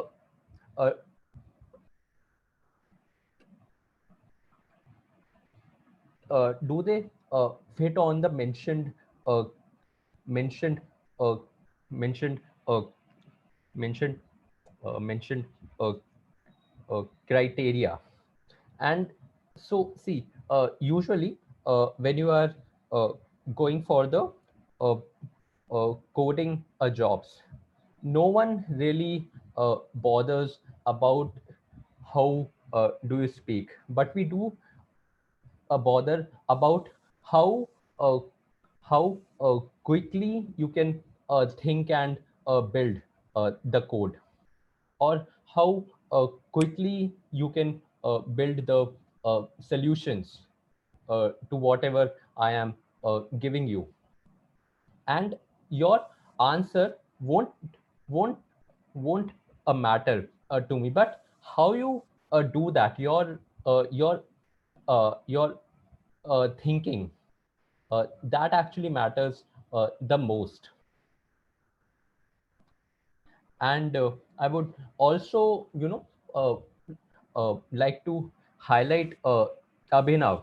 So he is a startup founder, and during my uh, initial days, whenever we used to meet in the uh, uh, SHGs, I used to ask him for his uh, uh, inputs on the same. So that has really uh, helped me in uh, uh, going a long way with this. So okay, this I yeah. So before you go for an uh,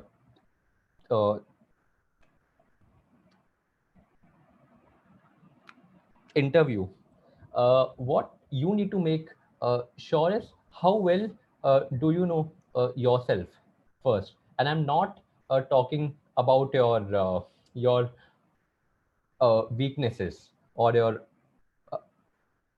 your strengths, about how well you fit to the role. Because for now, just forget yourself, uh, uh, uh, forget your like uh, uh, forget what you think as your weaknesses. Okay, just match yourself to your role there. Once you do that, once you know that you are at uh, par with it, once you know that what has been mentioned there, uh, you can uh, you can uh, uh, uh, uh, crack it with ease. Then you are actually ready to go and uh, assess yourself on your other skills. Uh, that might be your uh, uh, uh, uh, communication, or your your your a team spirit, and your extra uh, curricular activities. Uh, uh, uh, uh, what you can boast about there. So, okay. So yeah, nervousness. Now, I will share one of my experiences with this. So, uh, 6 months back, when I was searching for jobs, so I went for one interview, and I was fully confident. But I don't know what really happened there. I became really nervous. I was not uh, able to speak, not even a single word. So I got through all the rounds, mostly because I was asked to write the code. But in the last round, the the the senior manager told me that your uh, coding are like really good, but we can't hire you. And I was like, why? He said that you stammer, and you stammer a lot. And trust me when I say this, many of you who who who who I was hearing, uh, you speak far better than me. And when I was speaking there, I was like very nervous. And and and uh, he told me on my face that we are sorry. So that was the biggest life changing moment actually for me. That how can someone uh, say that to me? But I was like that uh, uh, that I will uh, uh, fight it. And my anger that time reached a new level. So today when I take the interviews, And when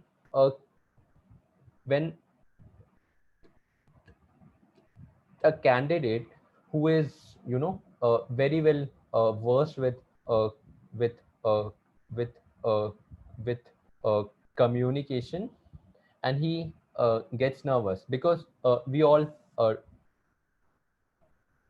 do get nervous. So I uh, tend to give him more confidence.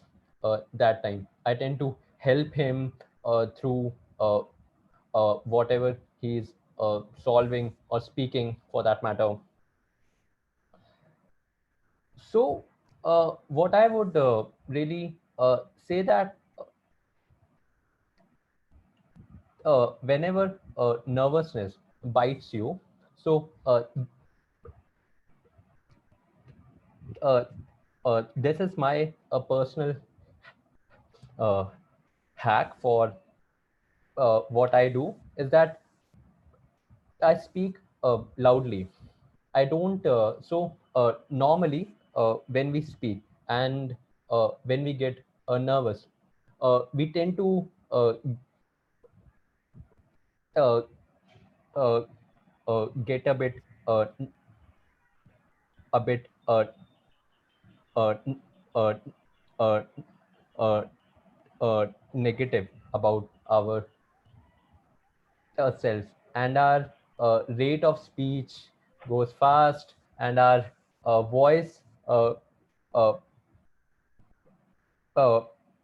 becomes a bit low. So you need to consciously push yourself to speak loud, because that actually works in a uh, uh, reverse way. So uh, the moment you start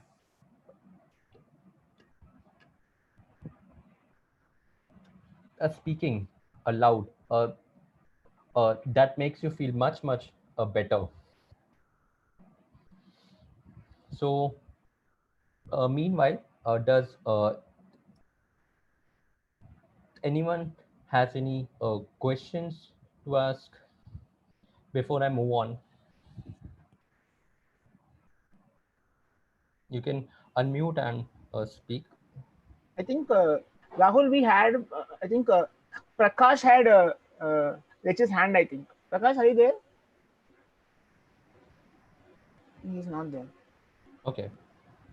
Anyone else has any question to ask Rahul? Okay, Rahul, you can continue. Sure. Yeah. So one thing that I have really learned in my career uh,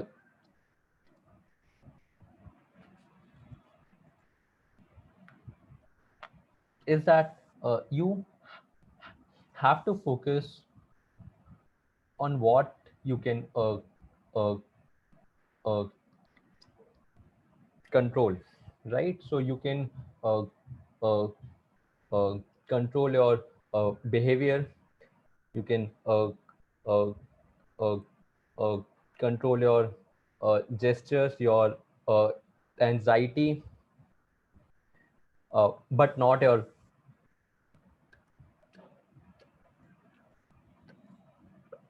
stammering, for sure. Because when you are uh, uh, uh, uh, there, your techniques, your pausing, uh, uh, that goes for a toss, right? Uh, uh, uh, Nothing helps at that time. So, uh, so, uh, so, uh, the best thing which I uh, uh, uh, uh,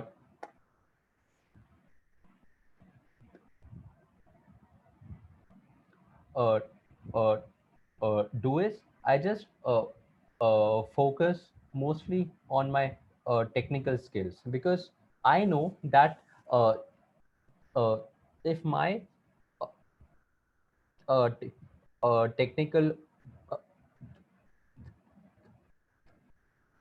uh, skills are much better than the others. So uh, uh, uh,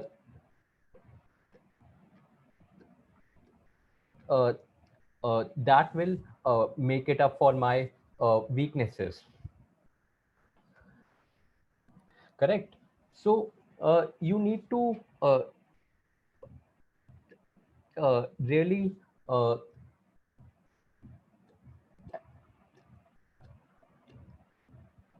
analyze yourself first, that what do you think uh,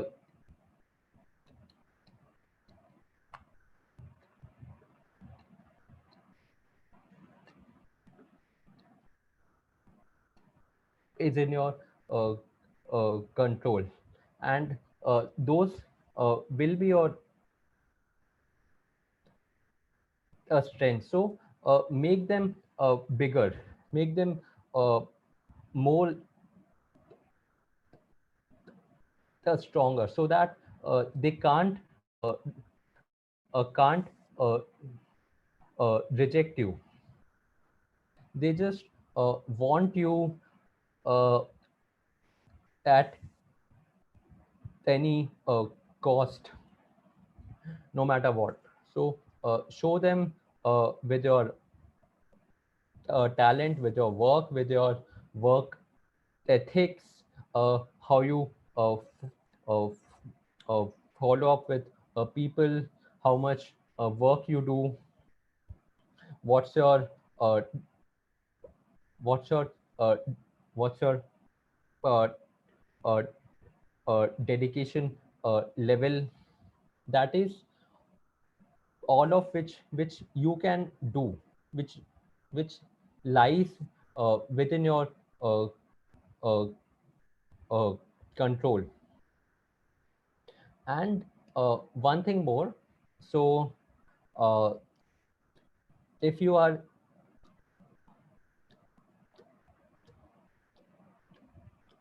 a college student right now, and if you will be uh, taking up a job uh, within an year or so, you should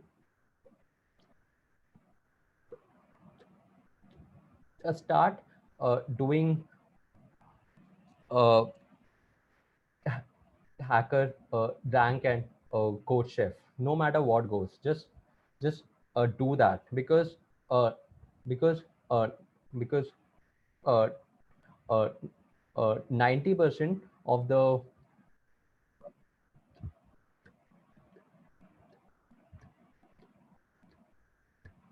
students don't practice it. So that thing will definitely boost your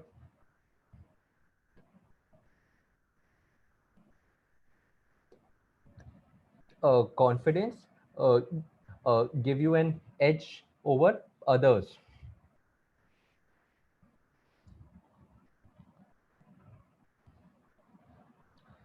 Yeah. Uh, so uh, uh, uh, uh, uh, uh, this is one thing which is my favorite topic. Not a topic, but uh,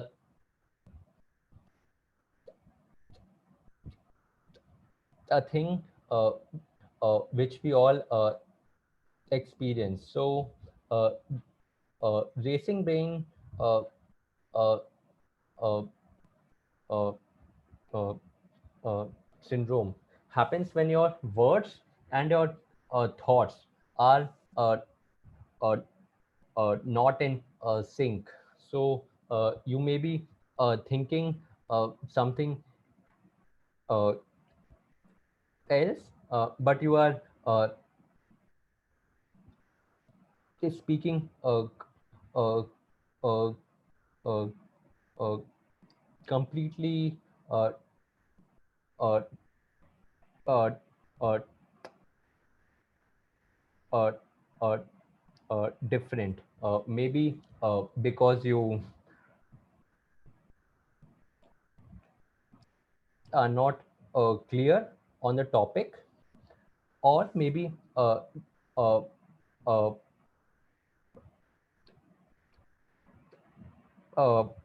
uh, uh, because you are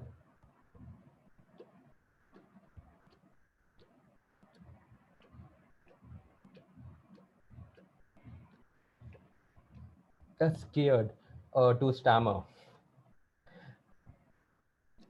And this happens with all of us. So uh, the thing which I would tell you to do is uh, uh,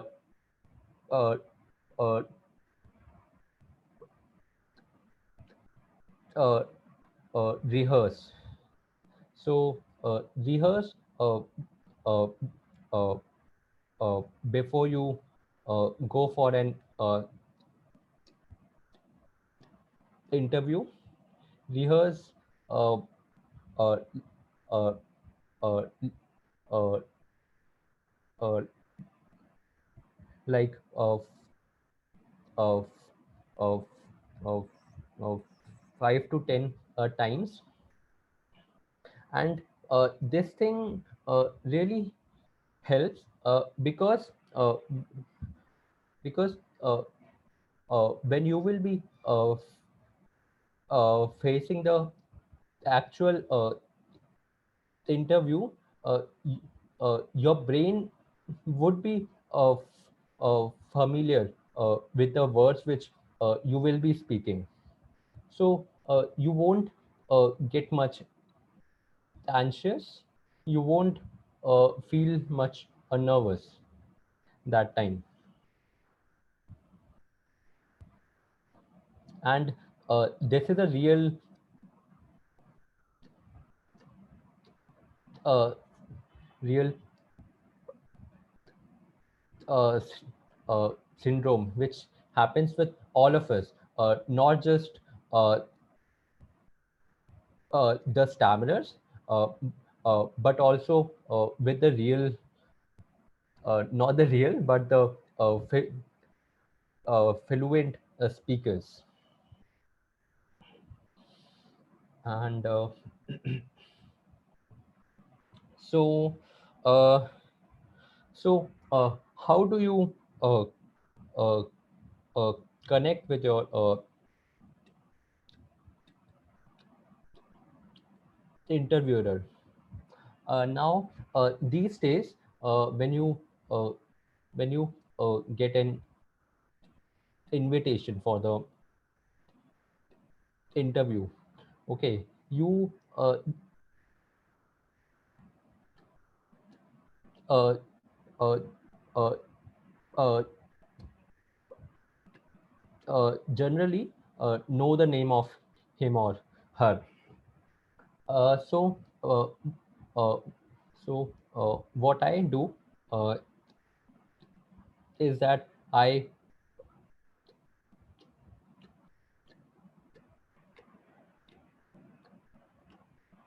check their uh, LinkedIn. I go through all of which they have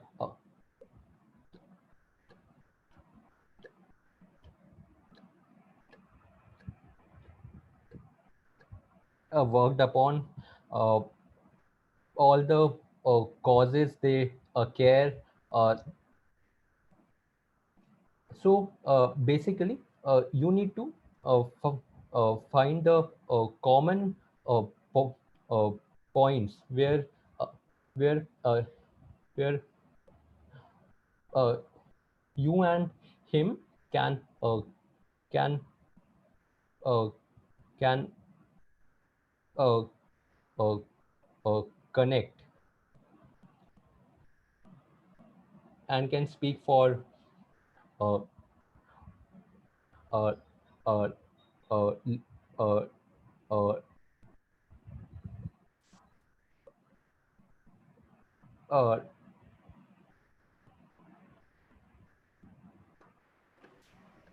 uh, five, uh, uh, uh, uh, 5 to 10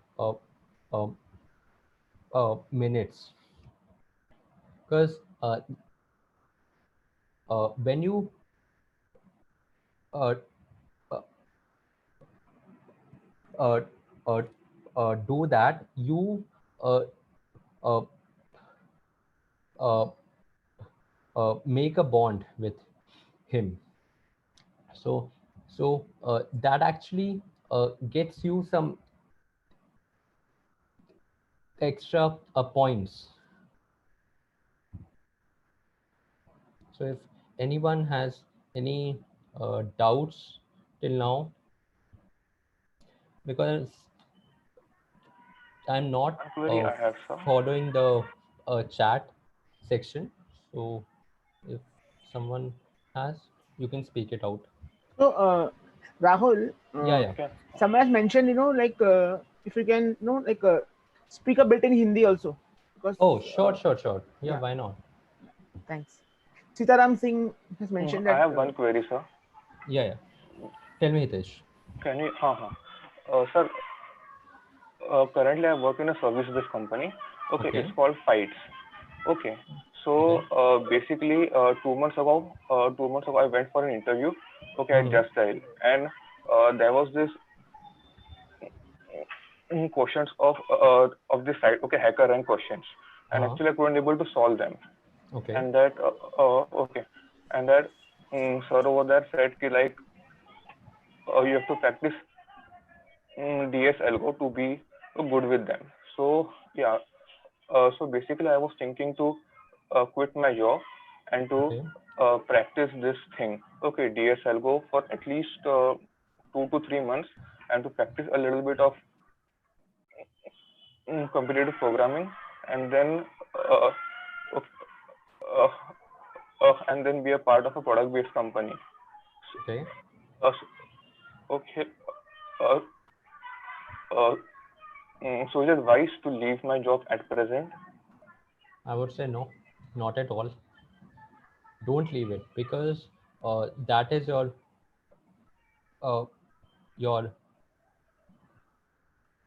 bread and uh, uh, butter. So you need to practice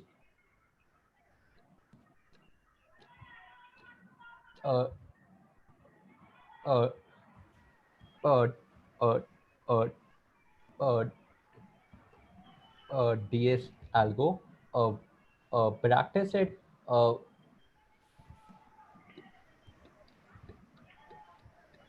in morning for like 2 to 4 hours. Make it a rule. Be uh, be uh, be uh, disciplined about it, but do not leave your job, uh, because I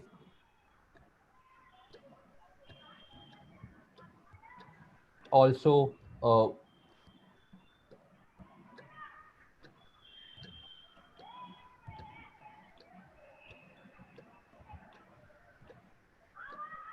started from a service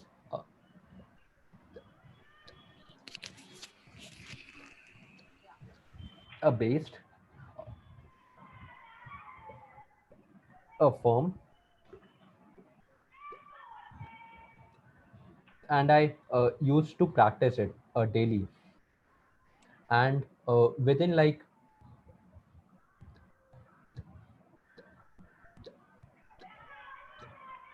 uh, uh,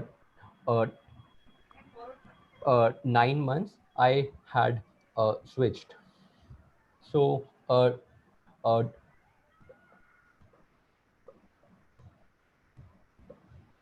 do that with with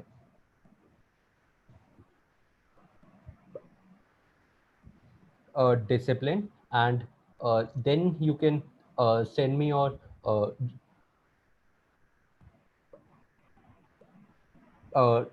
uh, uh, resume,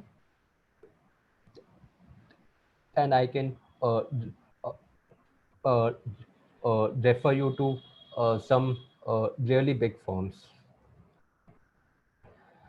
Walmart or Google, or yeah, whichever you want, Lowe's. So yeah, just practice to your full capability. So we have one question by, I think, Alok Gupta. He has raised his hand. Alok, Yes, yes, yes. you can ask a question. Thank you, Rahul, for this presentation. And so I have a question we are all stammerer. So, we have to be the best in any field because we cannot take the chance to be the average. Like we are stammerer, so also we can't take the chance to be average because if we will be average in any field, miss our stammering will dominate our capability. Mm-hmm. So, CS miss, that's my question. Like, Sorry, I did not get your question, Alok. so like my question is that, miss, should we have to be only the best, miss in any field? Like, miss, can't we take chance to be average? See, you can be what you want, okay, but this is my philosophy that that uh, if you know that that uh, that you lack in one thing, so f for me, that is my speech.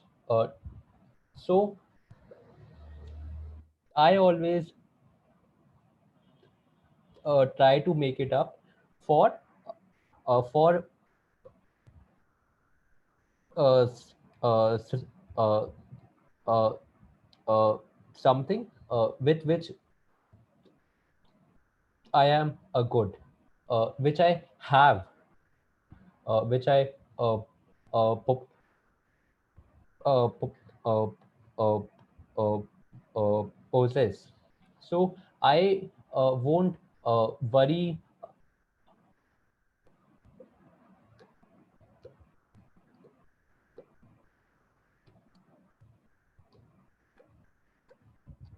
while coding that uh,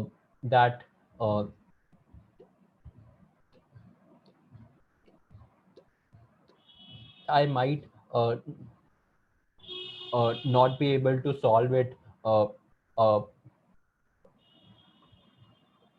uh, uh, uh, uh, uh, uh, uh, uh, because of my, some a brain thing, right?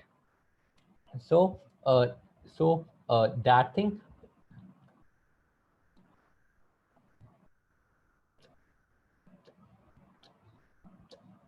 uh, just depends on me, that how much I can practice more, and how uh, uh, uh, can I be really uh,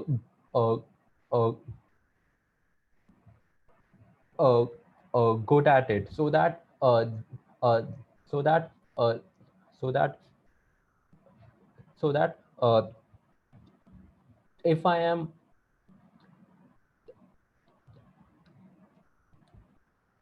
speaking tomorrow about my work, uh,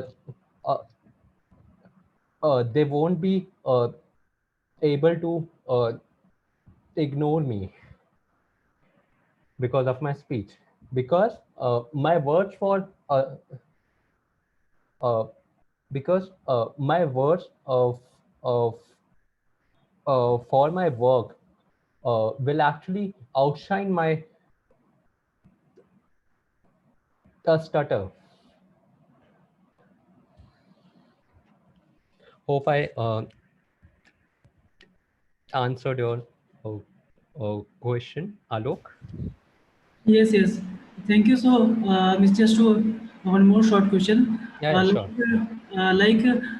When we miss in our interview or any general conversations, so when we stammer, so we feel that with the person in front of us will lose the interest in the conversations within between. So when we stammer, so means how to maintain our conversations interesting throughout the miss. Uh, I would say tell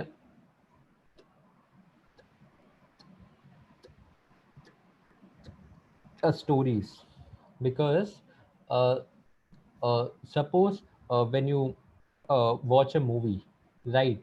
The story really grips you. Okay, so when you tell a story, your mind uh,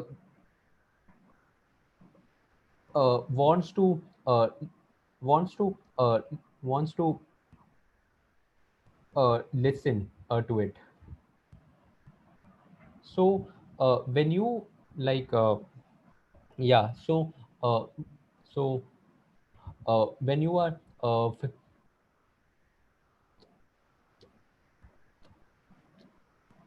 facing an uh, uh, interview, uh, uh, uh, uh, uh, uh, pip- pip- uh, write down some good uh, uh, uh, uh, uh, uh, content within a story of form about what work you did, how you reached here, and uh,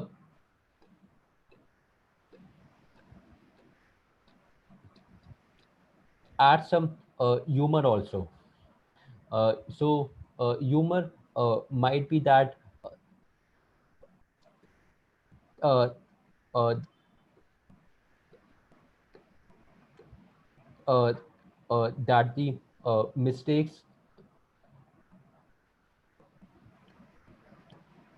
uh, you did uh,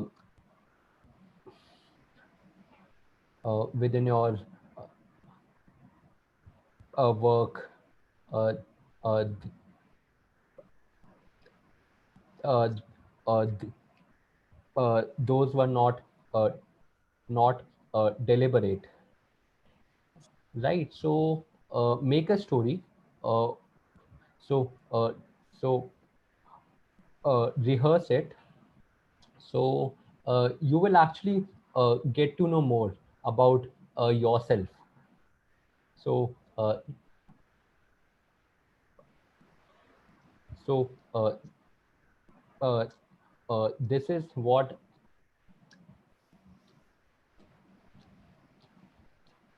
I have uh, observed when I do it. Okay, Rahul, Yeah, uh, yeah. thank you so much for your enlightening presentation, and I'm sure many are going to uh, uh, benefit from this your excellent presentation on career perspective. I'm sure that when he will Nikhil, I had more actually. So can so you you have just more. Okay, okay, yeah, fine, yeah. fine. Okay. Okay, sure, sure. So are we short on time No, no, no. You here? can Excuse me, sir. I have a question. Yes, yes. Yes, Sir, Pratik. in interview, Mhm. what sir, what actually seen? How are you speaking or you what are you speaking? वो क्या What are you देखना? speaking? Words. जो आपके words होते हैं. हिंदी आती है ना आपको?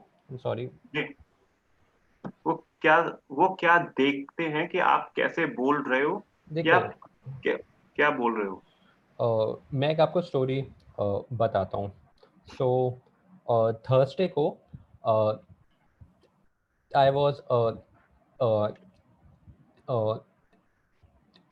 interviewing one person who was 7 years experienced, right?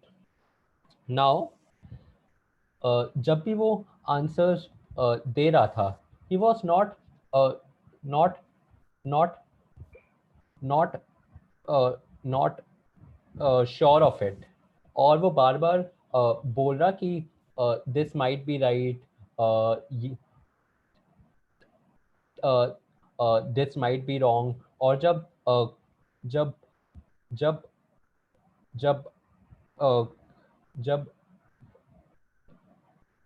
खत्म हुआ इंटरव्यू,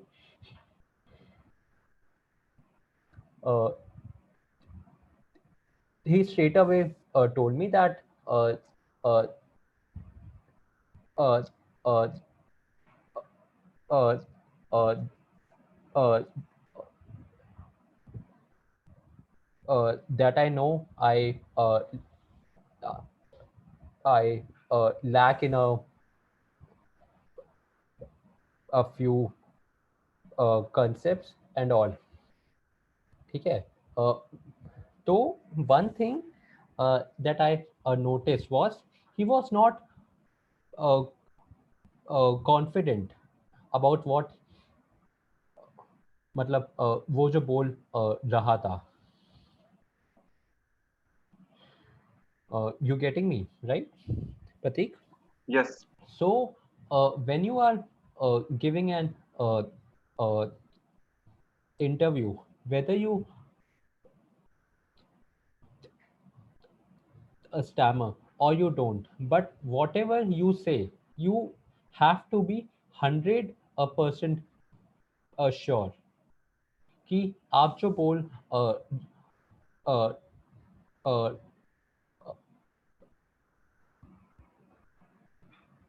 रहे हो वो सही है, भले ही वो ना हो. ठीक है, but you need to fake it so that सामने वाला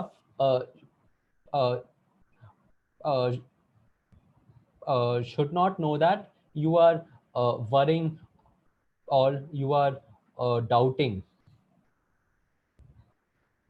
Okay, thank yourself over it. You got the answer or Yes. Okay, Thank you. thank you. All right.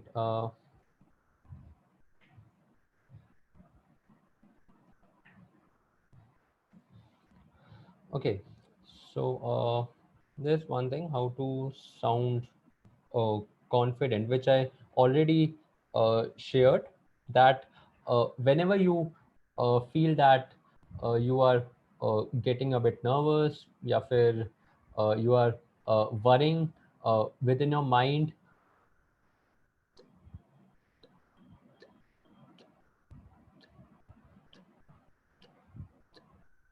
raise your voice just a bit, maybe, and vary your pitch, because uh, once you raise your voice, that uh, that takes away all your fears, your worries. anxiety during the interview. And if anyone has to share their hack of it, they can right now. Like, how do you fake it? I mean, fake the uh, confidence. So, uh,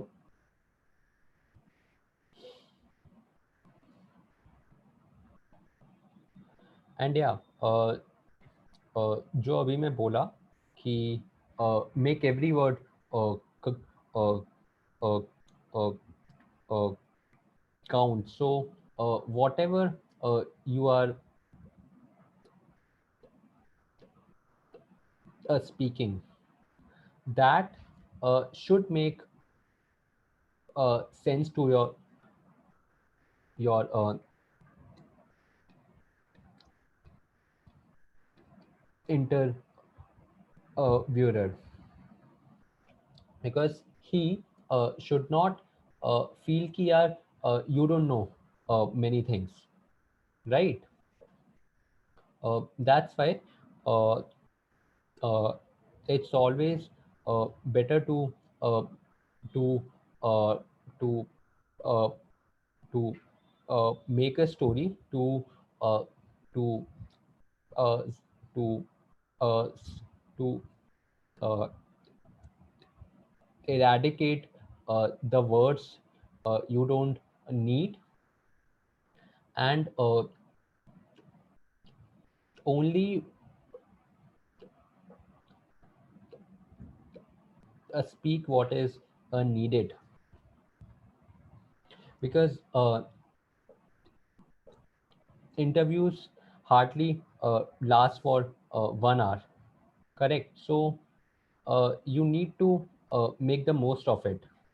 You need to show as much as uh, your your talent as you can. uh, the last is for uh,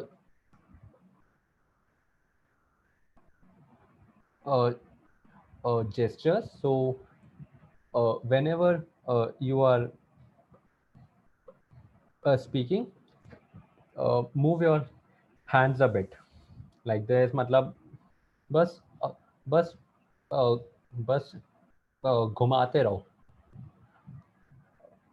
because that actually sends a, a, a, a signal that you know. And don't take me wrong, I do not mean that कि फालतू में बस घुमाते रहो, ठीक है? But when you know stuff, then uh, uh, uh, it's always better to use gestures with it. So I guess I'm done with it. Thank you all. And if you have any questions, you can shoot. Rahul, can you share your email ID in the yes, that chat I'll do. box? I think many people want to reach you. So yes, sure. Your email ID in the chat box. It will be a... Actually, I have one question. If yes, Alok. time has so yes. So I want to just ask to Rahul that Rahul, have you felt sometimes in your career till now that stammering hampered your capability or talent? Yeah. See, that's a part of life actually, to be honest. So no one uh, uh, uh, is of the mindset that that uh, that that they will be keeping patience, right, for for for uh, for uh, you to speak. So mostly, so I have been uh, uh, uh, uh, uh, uh, rejected within the mane uh, mane Jadil, like uh, th- uh, uh,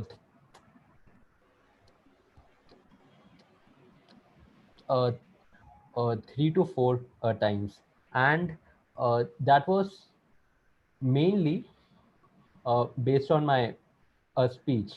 And once actually the the VP told me that what is with your speech, why uh, aren't you uh, uh, able to speak well? So I told him uh, uh, that that that I have a stammer. So he was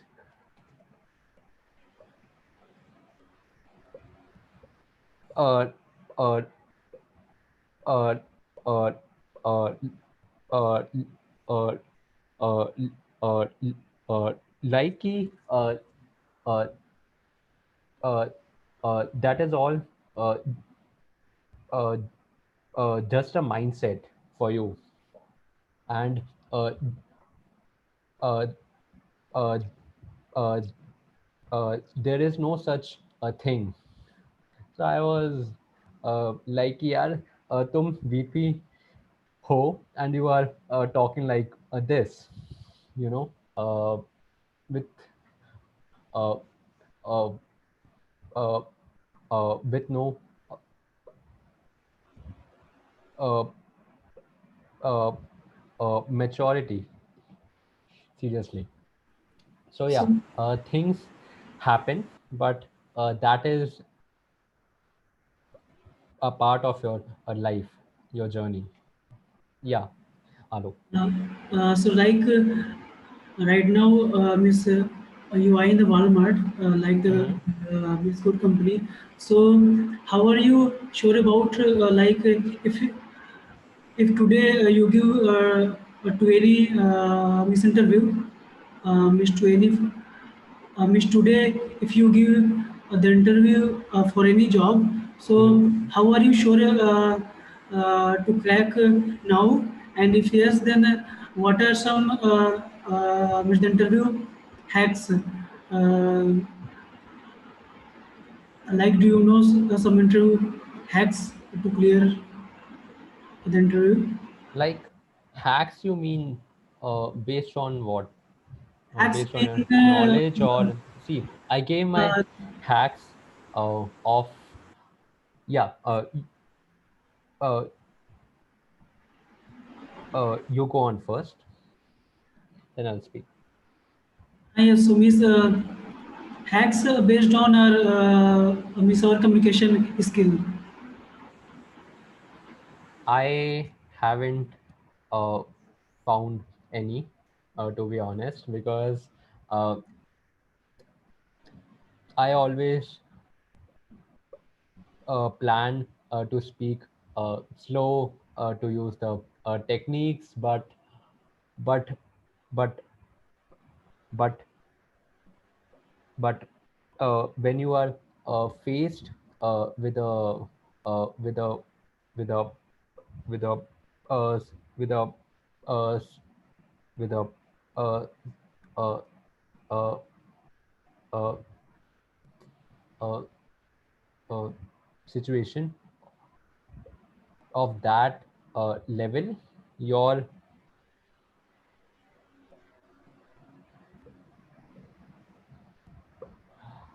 your hacks don't work for your speech. So you can do one thing. So like you can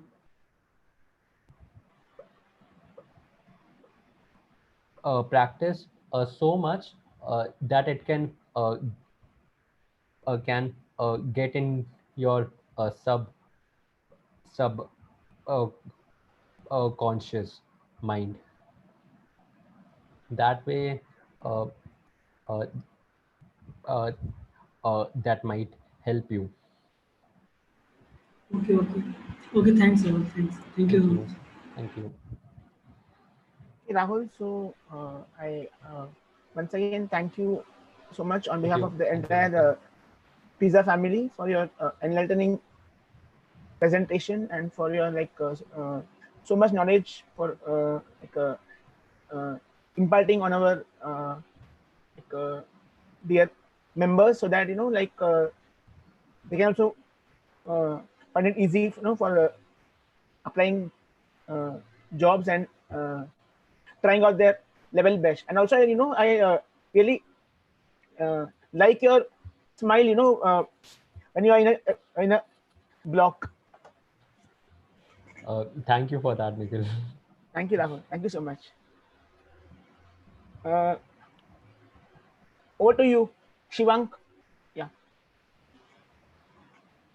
Yes, thank you, Nikhil. Now we'll be having a talk by Mr. Kushal Batabyal from Kolkata SSG.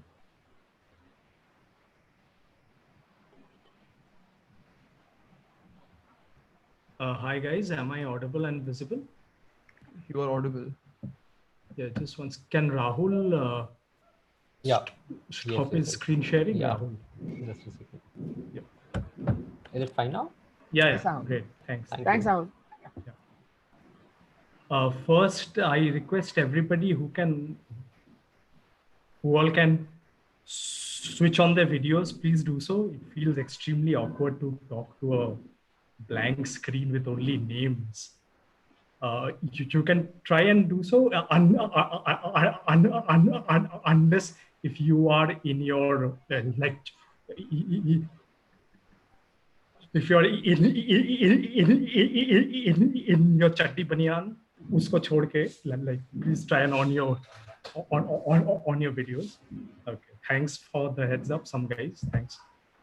Okay, so like I haven't really prepared a talk as such. So I just Bhupendra, he messaged me yesterday.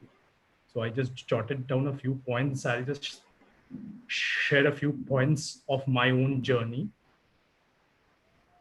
So my name is Kushal and I'm from Kolkata. I have had a confusing 20s. I've tried all sorts of careers. My bachelor's was in computer science. I worked in the IT sector. Then I moved to solar. I tried my hands at agriculture, etc., etc. For now, for the past 2 years, I'm working with the state government as a civil servant. And it's exciting, lots of public dealings, lots of speech. So it's good for us who's Tamil, you get to speak more and more.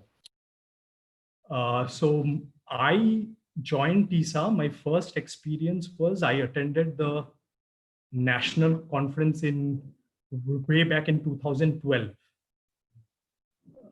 Just one sec, just give me 1 minute. So sorry. There's a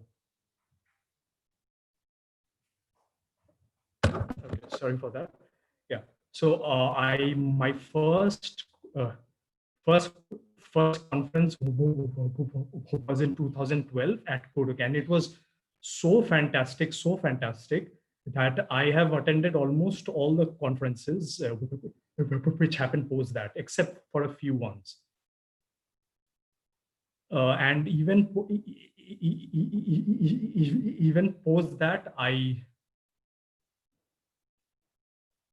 had opened up a self-help. I had opened up a self-help group at Kolkata itself. It was going on okay, well, but then I felt people were not so serious, and I kind of dropped out from there. But honestly, this platform of TISA and Stammering has, in fact, given me so much. Like, I have 3 mentors who are from TISA itself. I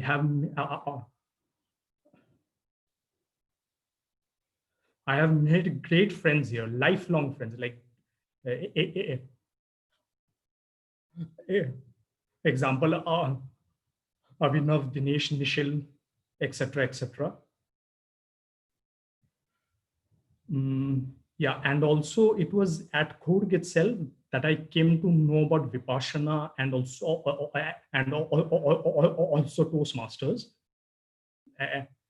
And I'm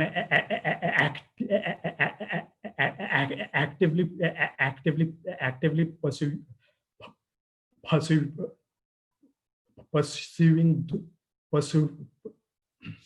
Okay, take the pause.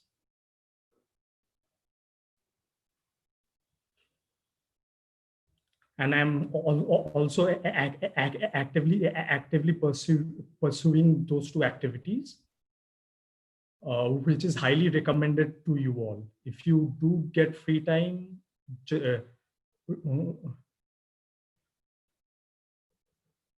try some Vipassana meditation, and also if you can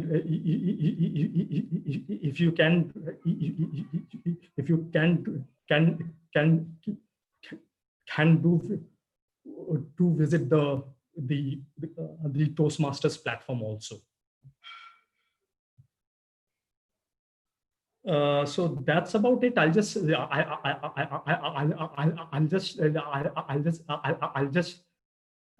share a small joke about stammering.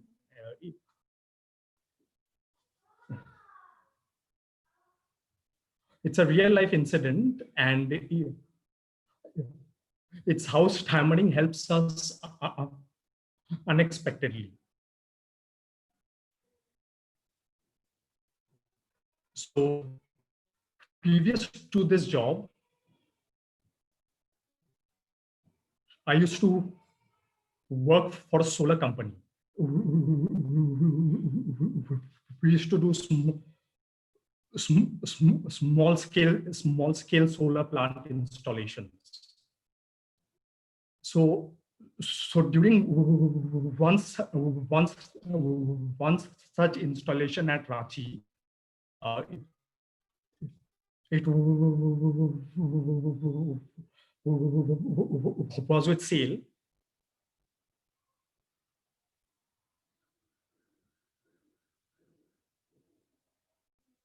I was the project manager there, and after completion of the project, the subcontractor he told my boss that yaar acha hua ki matlab Kushal da handle the project, otherwise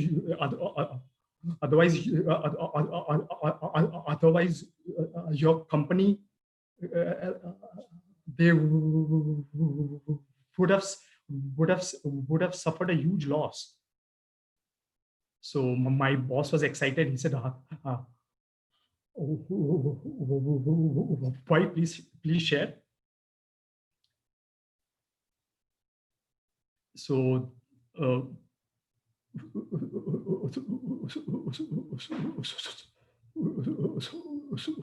the subcontractor, he said that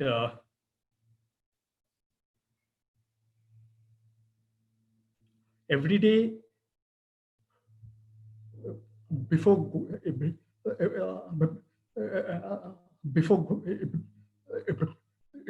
going on site, Kushalda, he he used to visit the general manager's office and haggle ke like sir iske badle ye laga iske badle wo laga, to bring down the cost of the project. And when Kushalda gets excited, his stammering goes through the roof.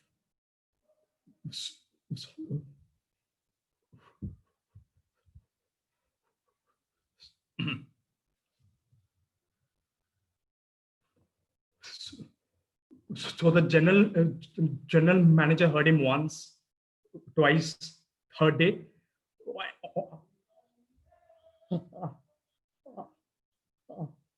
After the third day, as soon as he used to see Kushalda coming, he used to say, "हाँ भाई, उसको लगा दो, जो मन में आए लगा दो."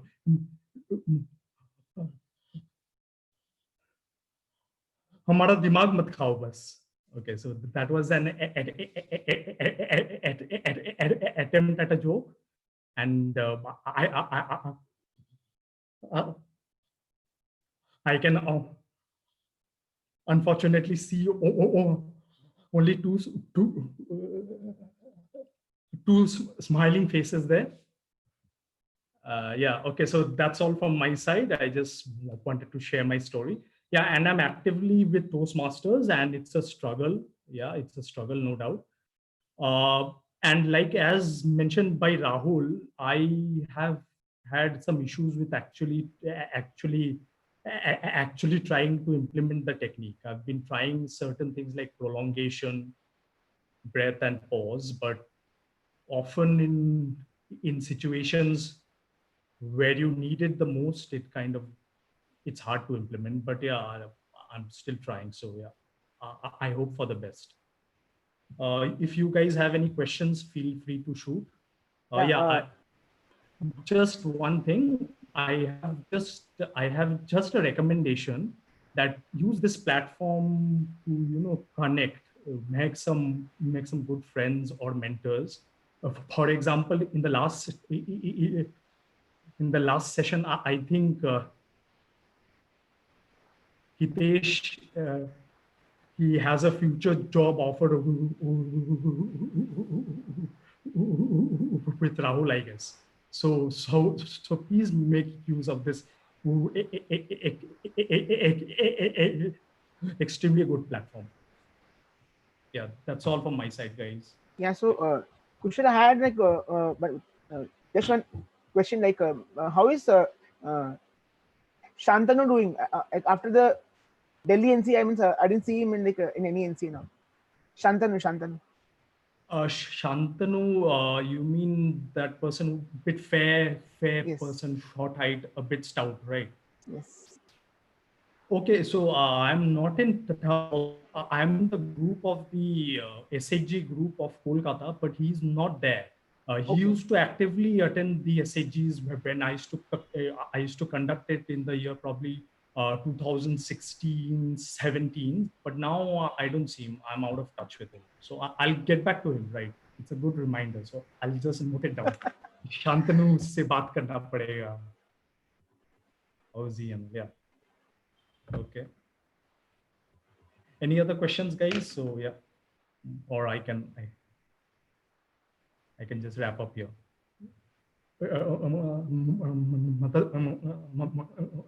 Thanks for listening, guys. Okay, bye. Over to the host. Yeah. Kushal, one more question. Like, how often you all meet? Means like, do you have you all meet like every month in Kolkata? Like, means like how it is? Like, how many members regularly attend the meet? Okay, so we used to have an active SEG early on, but after I felt people were not so serious or did not want to come out of their comfort zones, I have kind of dropped off, taken a back seat. So think prior to this lockdown, we had a couple of SHG meets. It was probably in the frequency of once in 2 or 3 weeks. But honestly, I'm not actively involved right now. So actively now, there's a person called Krishnendu and Anjanda. So these people have kind of taken the baton. So I'm just in the back now. Like I'm not involved so much. Okay. Yeah. Okay, guys. Thanks a lot. Over to again Shivank, the host. Okay. Okay. Before that, I can see the a face of the organizer of the TISA NC at Kurg, and it's because of him I joined TISA, etc.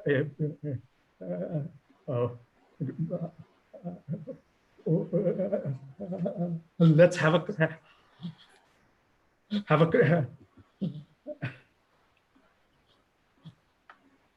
clap for Dinesh.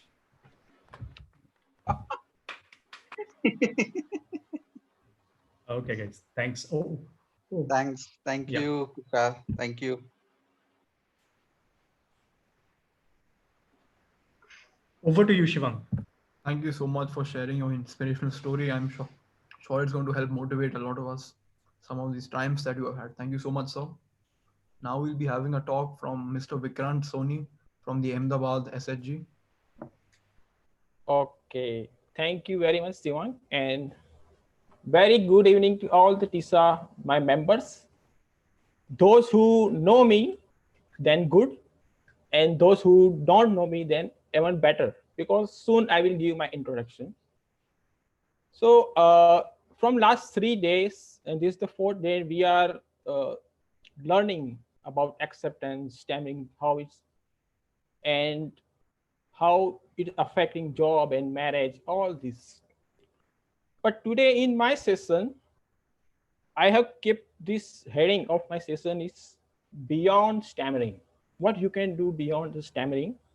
But before that, I will give my introduction, my stammering history, my TISA journey, and after that, my hobby and passion, and how it helps me to overcome stammering. Okay, because everyone has some hobbies or passion in life. And I will share at last how my hobby also helped me to overcome and get rid from stammering. So let's begin in, and I hope you keep your video on so I also get some energy, because I don't feel that no one is sleeping or in other mind. So my introduction, my name is Vikrant Soni. I am from Ahmedabad. I am 45 years old. I am married. I have a daughter, 18 years old. She is now in 2nd year of college. And I am basically engineer, electronics and communication. But I had done job in only 3 years and left job because we have a family with this in gold and jewelry from more than 80 years, and we need some manpower. So despite of having good career in engineering, now I'm settled with my family business from last more than 17 years. Now about the second point is stammering history. So in my family, my father was stammer. I'm talking about 1960, 1965. He started stammering at the age of 14, 15. And in family, before him, no one was stammer. And after that, my father, we are 3 brothers and 1 sister.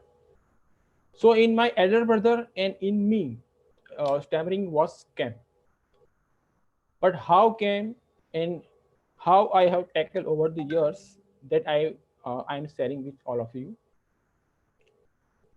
Personally, I classified stammering, or my belief and my research over the years. I classified personally stammering in 2 categories. First is a born stammerer, and second one is observed stammerer. Born stammerer means a person who is stammerer from childhood. There is some problem in psychoneurological. Then all life he remains or she remains a stammerer. She can control with the technique.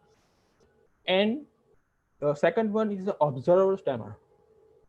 So I am the come in the category of observer stammer. Observer means you are fluent at initially years of your life, up to age of 7, 8, or 9. But you know, as children in society or park, they are playing and someone is stammering, and children adapted because we are, and as a children learn from others and copying. So same way at the age of 8, 9 around, I have adapted from someone and I started stammering. And before that, I remind you about my father. My grandfather advised my father because he started at the age of 14 or 15. And we have our hometown 3-floor residence. And my grandfather advised my father to read the books and newspaper loudly on a terrace. And within 2 years, my father get rid of stammering. And now he's at the age of 76. And from I have seen, he never stammered. And my father also advised us that you overcome this before the age of 20. If not, it will very hard to get rid after the age of 20, because when we are mature, our mind becomes mature, and then it is very difficult to get rid from the stammering. And that's actually happened to me. And I know, as we have we have common that in school and college life, I have many suffered in standard 10, 11, 12, when we have to submit the general biology, physics, chemistry, and at the time of Viva.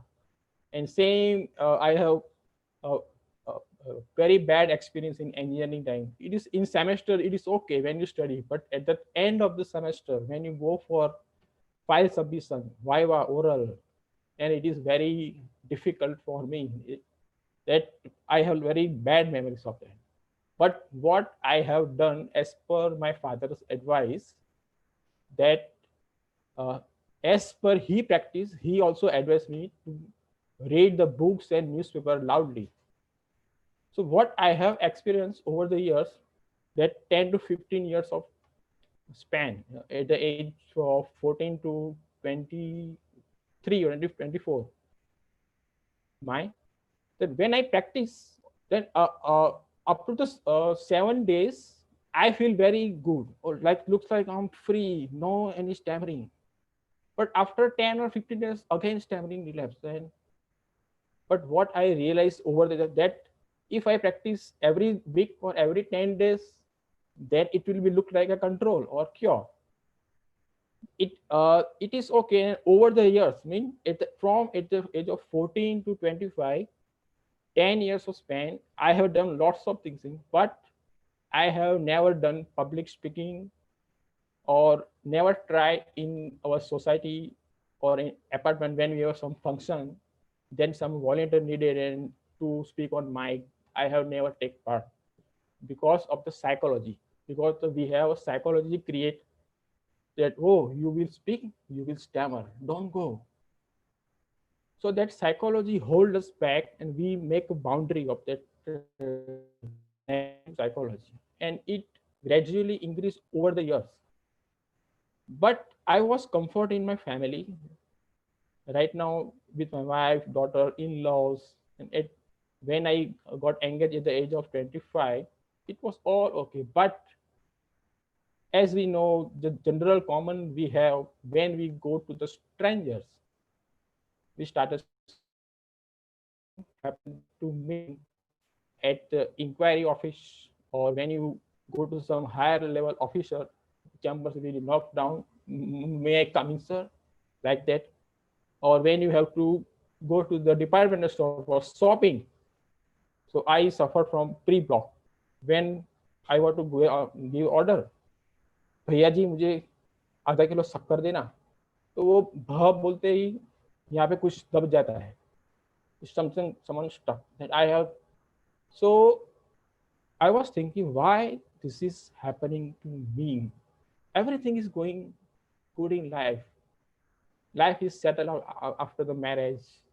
Income is coming from business. Every year I have a tour. Everything good. But in communication, I'm poor. So the will, the desire, I want to do something for this. I want to do something for this. That hit my mind up to the age of 41. So see that 16 years after marriage, whenever I feel some stucking or then that question hitting me. Oh, you are poor in communication. Everything is good. So, and as all we have a habit of finding on net about stammering cure. So same way, what we are doing in our bedroom, sitting alone, our wife or parents don't know, and we are Googling how to cure stammering. Same way that in June 2018, first week, I have also Googled stammering cure, and I got link of TISA. But I wonder, because TISA has started 2009 website, and I have searched many times on net about stammering cure, but why I get in June 2018?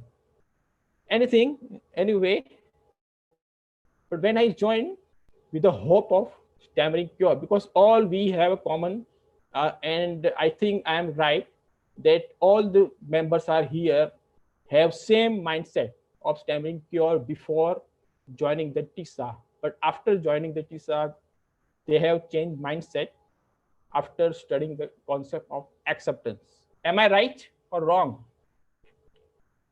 Yes. Thank you very much. So with the hope of stammering cure, I go through the website, I emailed to Bhupendra about this, and he replied me. Then I also go about the हकलाने के नए आयाम, हकला और कोई समस्या नहीं. फिर आगे क्या करना है? तो there is a mock assignment, massive open online course. मुझे लगा कि कोई टेक्निक ट्रिक होगी, यहाँ ये साइट पे से कोई ट्रिक मिल जाएगी तो within 30 days 40 days I will get rid from stammering. But when I go to the mock assignment, massive open online course, there is some tasks, there is some video you have to make. Again I feel, oh, I came here for the stammering cure. I want to make the video, my introduction with pausing, prolongation technique with my friend. Oh my God. But I again ask myself question, why you entered in TISA? Don't go back. Just do this. Because I have seen the video of Upendra, Dr. Shweta ma'am, and I feel that if one lady doctor is making video and inspiring all of us, why I cannot make video myself? And I started mock, and one by one, when I completed the tasks, the psychological barrier, the boundary, one by one collapse, and I feel very freely, And when you do the task 4 stammering interview, it will be very tough, and I have a very it gave me lots of pain to do the task 4. But there is one principle: more pain, more gain. If you work on more pain and more gain, then and then you will get something. And those days we are doing hangout with Dr. Sachin sir in Sunday morning, and Sachin sir told me that how many tasks you have completed. I replied him, I have completed 6. Then he again told me, will you complete before the Bangalore NC in September? I reply, yes, it is not tough. Let's see whether you are completing or not. If you complete, you will get award in Bangalore NC. Okay, then I will do. So within a 2.5 months, I have completed 16 tasks of mock assignment and many of the stammering interview. You know, at the age of 44, and you come with a hope of some remedies or medicine or some trick in TISA, and you diverted it to making some videos, and it was some, you know, how was my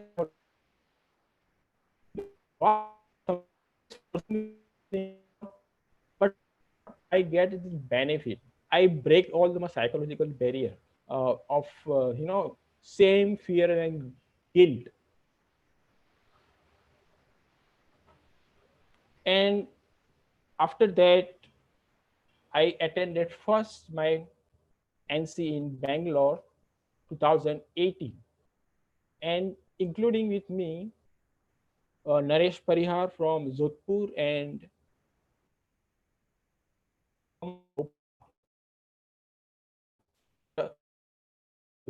prize for completing the mock assignment in January September 2018. So this is the all my TISA story. And after that, what next? Sachin sir told me, there is a SAG meeting in Ahmedabad is going. Please join. Again, I feel that, oh, I have completed all the tasks, all the why I need to go to SHG? What is SHG? Lots of questions coming in mind. Who will be there? And, when I come to know, guys, I'm calling Mr. Our founder, Ahmedabad. He is a 33 years old. All our youngsters are 25, 23, 24. Oh, what I will do there? I'm almost 15 to 20 years older than him. What activity they will do there? But I want to do because I want change in my life. So I joined. I feel some odd in first or two meetings in SHG and whatever the activities are going there. But the guys in the Ahmedabad, all the members in Ahmedabad, all are looks a leader. They are coming with a different kind of task and agenda every week with innovatives, and after doing lots of public speaking in garden and stranger talk, stammering interview, call in the our mobile operator with voluntary stammering and voluntary stammering in the garden park. Within a 3 or 4 months, I feel that, oh, my stammering is, I think I have lots of taken control of the stammering, and within a 1 year, and I have never missed any almost 2 years, and almost 2 years is completed. Hardly one or two SAG meeting, and despite of this having this pandemic, we are regularly conducting every Sunday online meeting. So we are continue with the SHG meeting, and lots of benefit I have get from SHG meeting, and we have wonderful guys like Smith, our coordinator, our founder, Mr. Vipul Vadia, Ketul, and one girl, Shardari Tale, who is from Women's Who Stammer Group. So all are the very cooperative, helping each other, and lots of new members are also joining, and we are helping. And when you start help to others, then your knowledge get also polished, and you get some satisfaction to help others without any intention or returning back. So this is courage to speak in front of you, and I also get opportunity to address in Bhopal NC. Me and right now he's in this meeting. We have conducted 2-hour session on how to conduct effective SHG meeting and Apna Jagannath course. Apna Jagannath course. So the power, so the this change that I have made, I have feel from last 2.5 years. This is all due to the TISA. And after last year, I have joined Toastmaster International to become a better communicator. And I have also given lots of speech there. And I am now at doing Sergeant at Arms. Sergeant at Arms means who is starting the meeting, who is addressing the initial wording in this Toastmaster meeting. So I am doing that role. That power, that all is, I am very thankful to our founder. Right now he is here, Dr. Satyendra sir, and all the our Ahmedabad SHG meeting and all the other from entire India, from where from I get lots of knowledge and experience of them. And now the fourth part is the beyond the stammering, in which I will share the screen and I will share some moment of TISA. I have some photographs of Bangalore NC and Bhopal NC. We are having good memories, and after that I will discuss about my hobby.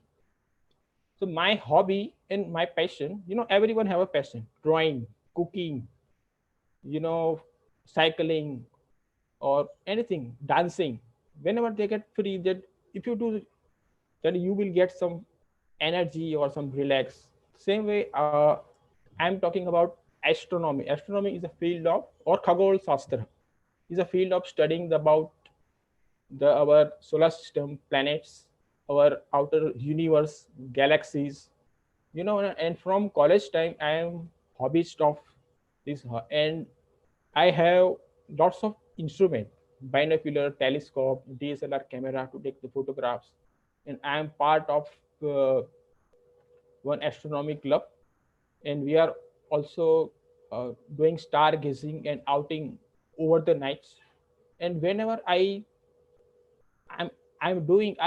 get lost in my hobby, and I get lots of energy, lots of that, and it will remain. It will up to the 1 month in me, and it gives some boosting to me. So I'm sharing some screen sharing.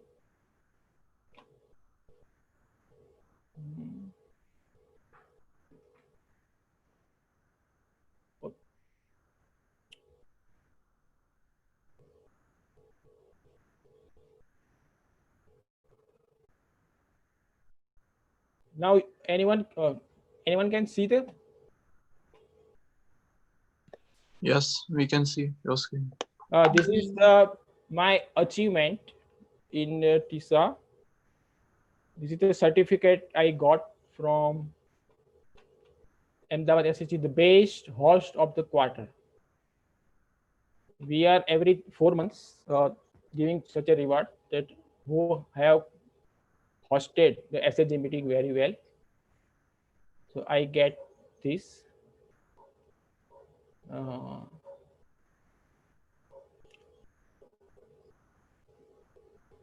This is, I got certificate of achievement with the sign of our Dr. Satyendra Srivastava and National Coordinator Harish at Bangalore NC of 1st October 2018 by completing mock assignment, MOOC. And this is the certificate I got, most active member award in Ahmedabad SHG, Mr. Vikrant Soni. I have never missed still any SHG meeting.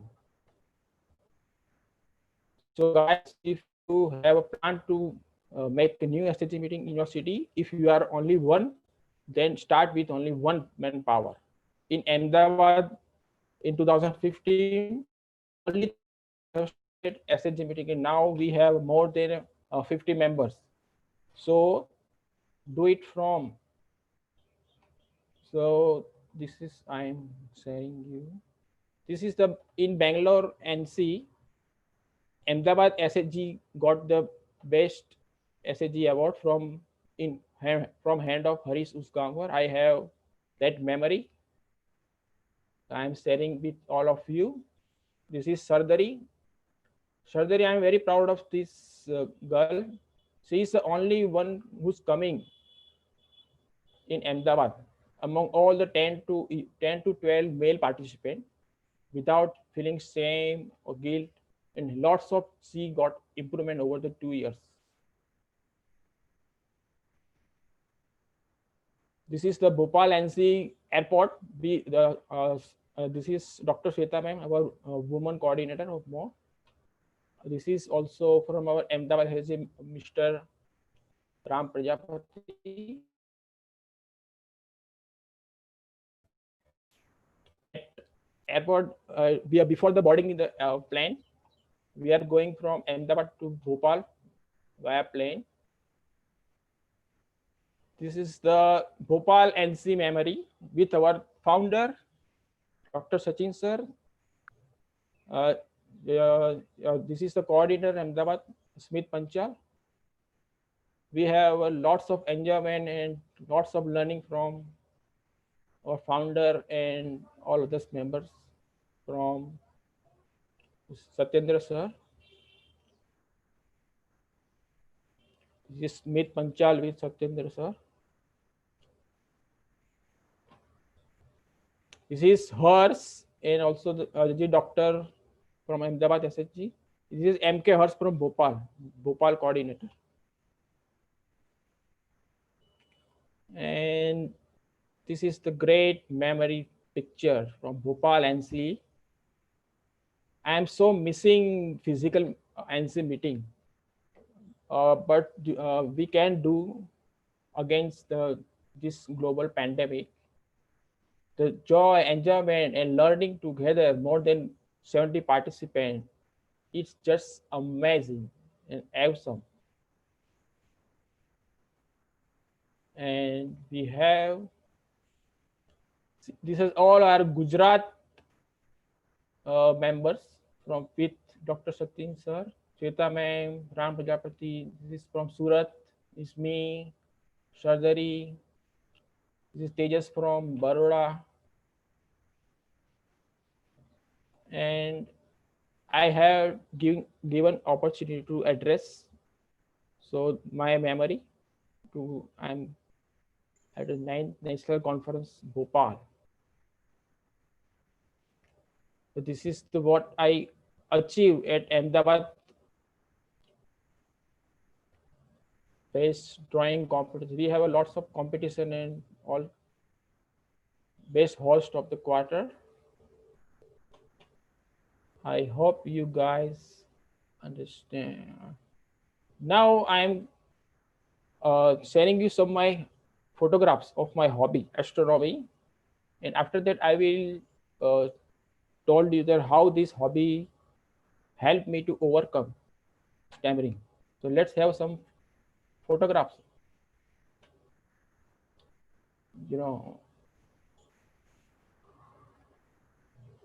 Can you all see the picture? Hello? Yes, sir. This is my telescope big. Yeah. This is our Milky Way galaxy,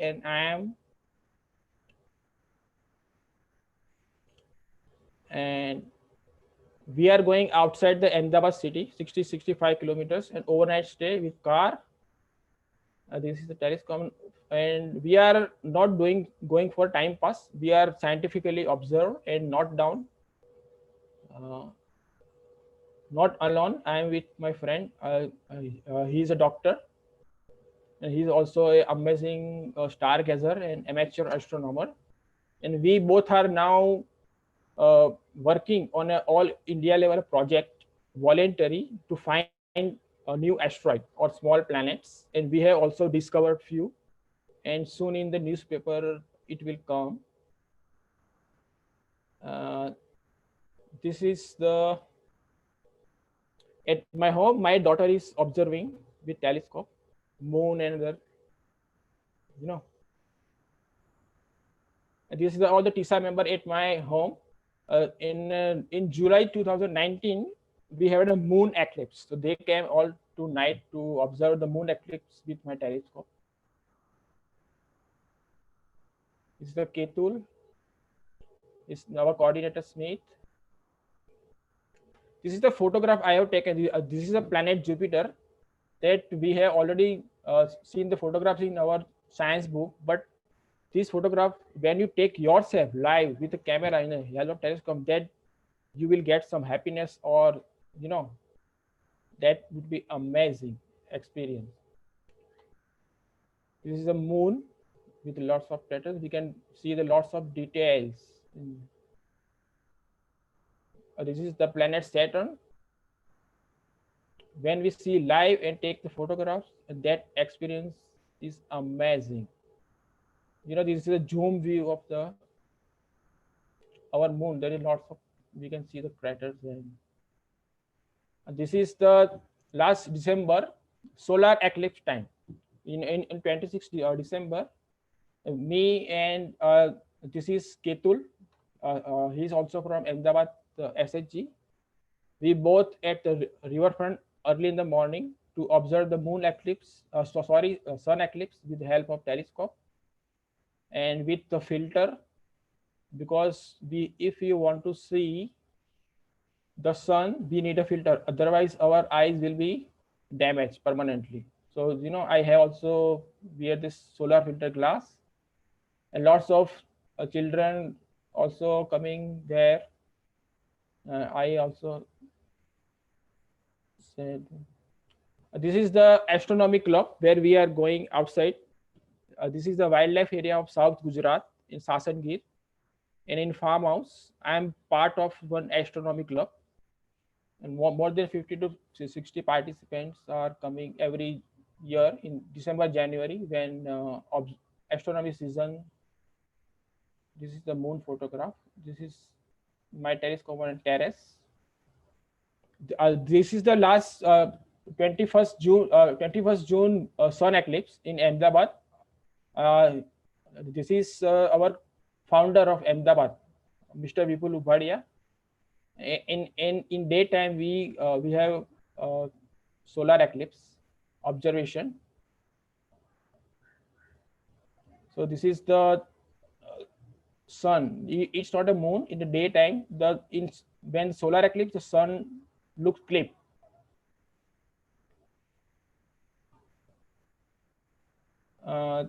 This is Sardari and his father and his with her sister. They also came and enjoy the.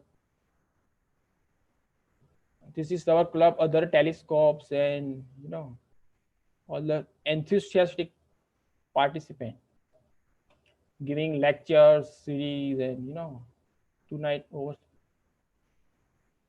So this is all from my side.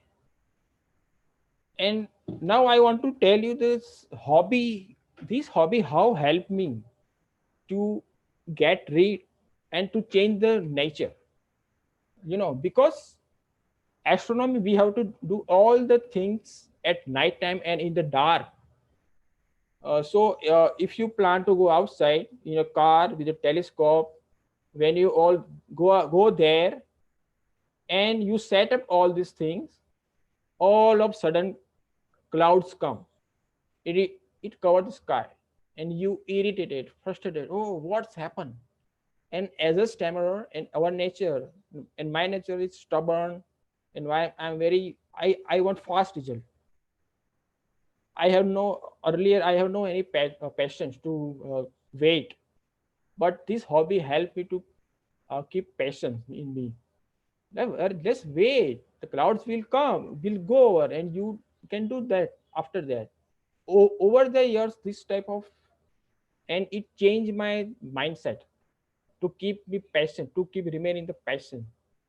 And when you get something after struggle, and the joy and happiness you get, it's amazing. So what I achieve with the help of astronomy hobby that I'm sharing with you. Now it's time for question and answer. If you have any regarding TISA or MOOC or about my hobby or whatever you have to ask, you may ask. Thank you. If you have any question. Have any question, or I shall give to the host? I think we have one question from Tapanda.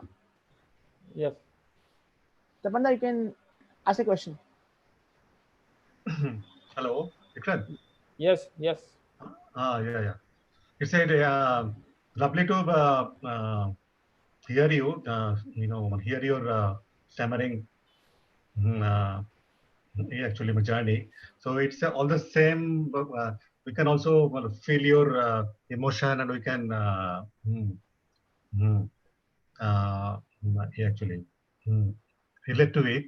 And about your hobby, I just wanted to know that you have that astronomical hobby to start gazing hobbies there. So you have a beautiful telescope with you. So did that Sushant Singh Rajput also have the yes same kind of telescope? Yeah, he's having it larger. Now, yes, very good question. He has a very costly telescope, and my telescope is GSO company Taiwan, and I have I have two telescope, one Brazzer, but Sushant Singh Rajput have made telescope, and it was compounded, and it cost is 16 lakhs rupees. Okay. Oh, and right. I know he's also a amateur astronomer, and he's also part of one US astronomical club somewhere. I don't know, but he's also an amateur astronomer, and whenever he go outstation for shooting, he took away his telescope with him. I know. Thank you. Wonderful to know that. Thank you, Vikrant. Okay. Is anyone have? Yeah, we have. I think Alok Gupta wants to ask a question. Okay. Hello. Hello. Hello, sir. Thank you, sir. And I'm also a physics student, so I have some interest in the astronomy as well. So, like, I wanted to know, Miss, about this telescope. Like, what is the cost of, Miss in general, of this telescope, and how to buy them? Okay, thank you. I have two telescopes. One cost is 20,000, and one that big one is 55,000, and lots of other accessory. You purchase DSLR camera or other eyepiece or lens. That all cost me over the years, last 5 to 7 years, around 3.5 lakhs. But one can start the hobby not by buying the telescope. Telescope is the advanced level. If you want to indulge yourself in astronomy hobby, then first do the naked eye sky observation. You bought some zodiac constellation book, astronomy basic, and go outside the city 10 to 15 kilometers where and there should be no moon days. In moonlight we cannot study the stars or others. We can study the planets, but if you want to study the zodiac and star constellation or galaxies, then there should be no moon.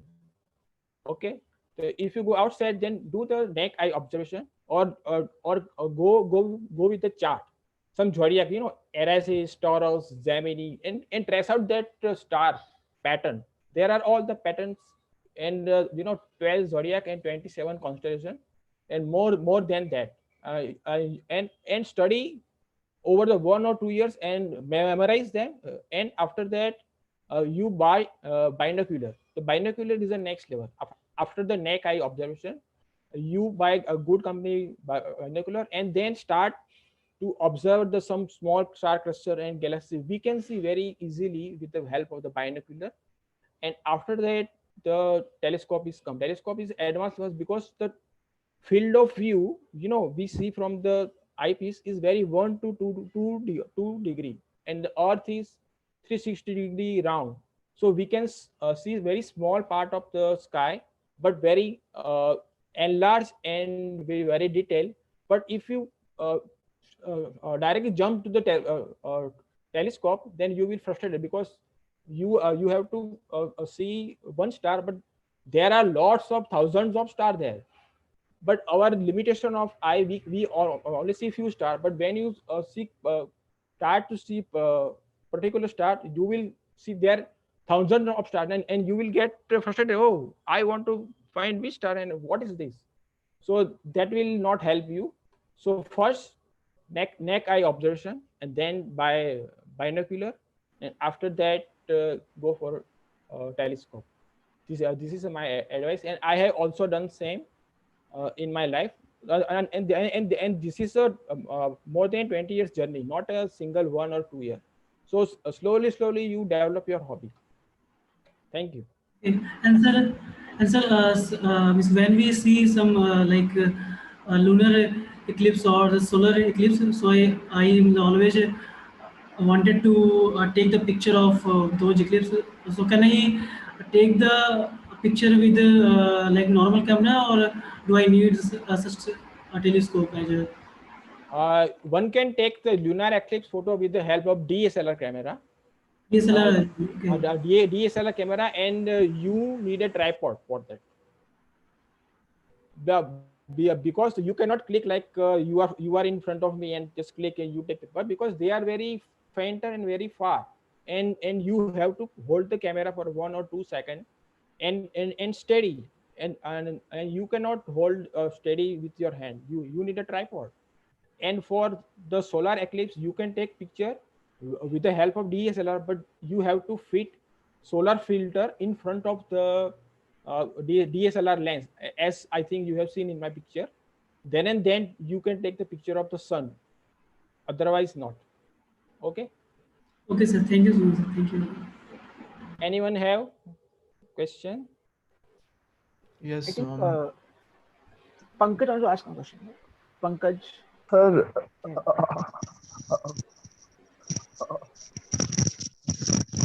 Sir मैं sir ऐसे पूरा चाहता कि वाला कौन सा सुशांत सिंह राजपूत का ये वो टेलीस्कोप था वो वाले में क्या क्या ये उसमें क्या क्या क्या ये फीचर थे? अच्छा, जो टेलीस्कोप की डिजाइन होती है वो उसमें थोड़ा डिफरेंस था. मेरा जो टेलीस्कोप था वो आपको थोड़ा लंबा लगा था. It's look long. ओके. और वो जो डिजाइन थी वो उनको बोलते हैं न्यूटोनियन मतलब सर आइजैक न्यूटन, हमें पता है जो साइंटिस्ट थे. तो उन्होंने 400 साल पहले वो डिजाइन को मतलब डेवलप किया था. तो वो उसमें क्या है कि मतलब डिसएडवांटेज है कि वो जब वो मिरर साइज बढ़ जाती है तो वो ट्यूब की लेंथ बढ़ जाती है. और फिर लास्ट 100 इयर्स में क्या हुआ कि उसमें कुछ मॉडिफिकेशन आया और मिरर और लेंस दोनों को कंबाइन करके कंपाउंड टेलीस्कोप बनाया. तो जो सुशांत सिंह राजपूत के पास था वो थोड़ा शॉर्ट था, लेकिन उसका पावर ज्यादा होता है. और वो जो डिजाइन को बोलते हैं स्किमिट कैसेग्रेन डिजाइन, और वो कॉस्टली बहुत आता है क्योंकि उसमें मिरर और लेंस दोनों होते हैं. और उसमें जो हम देखते हैं ना कि एकदम शार्प पिक्चर आता है, उसमें क्रोमेटिक एब्रेशन लेंस और मिरर की वजह से नहीं आता है. और उनका जो टेलीस्कोप था, मैंने बोला कि वो 16 से 20 लाख के बीच में उसकी कॉस्ट थी. ठीक है. Anyone have? Thank you, sir. Okay, welcome. Okay, Anyone we have one question? more question from Mr. Yuriko Carrasco. Okay, welcome. Yuriko, please. Yeah. Hello there, Vikrant. I just wanted to find out whether you also overcome the fear and the anxiety also, and how, and whether it also includes time, whether it also includes the time for you to have done this. Okay. Thank you. Fear. So what I have in my life, I'm not attached with the corporate field. I have left job many years ago, and I'm in family business. So I no need to go for a presentation or anything. I'm just I was happy in my family business. Okay, that was my mentality. But if I was in continuing job, and if I found a TISA earlier, because TISA was started 2019, 2009, and I came to know in 2018, and I have never done any public speaking course and whatever. But what I have in my what I was lagging is the fear. Fear is the most important thing. When you get rid of fear, then your stammering is also 50% reduced. That is also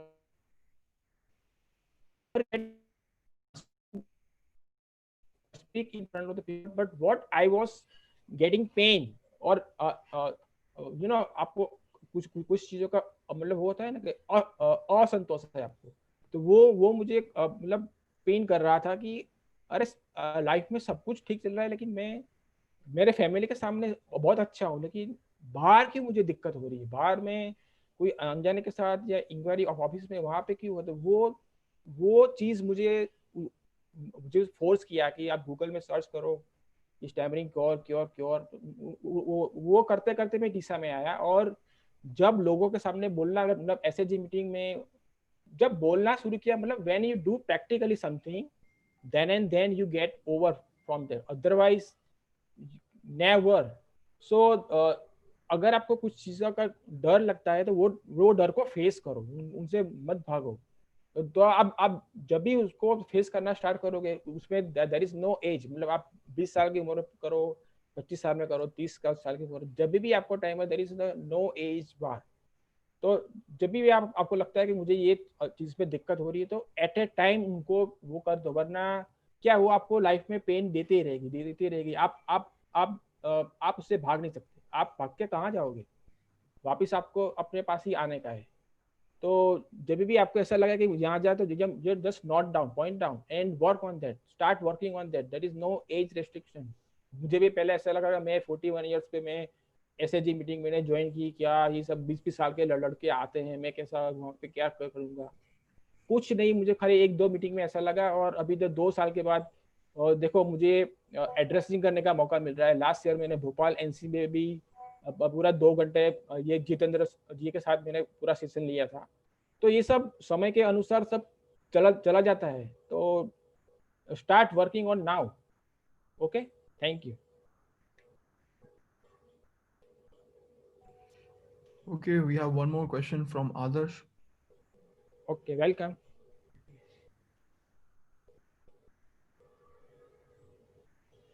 Any question, others?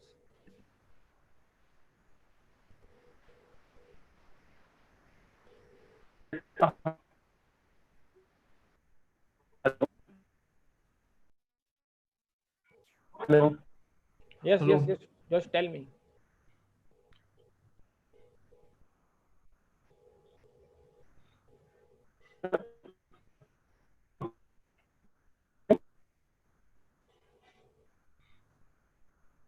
Your voice is not coming.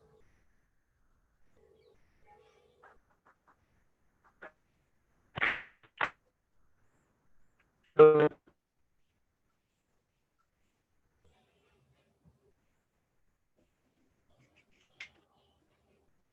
Hello. Yes, yes. Hello. Yes. I think he left. Srinivas. So I think it's time to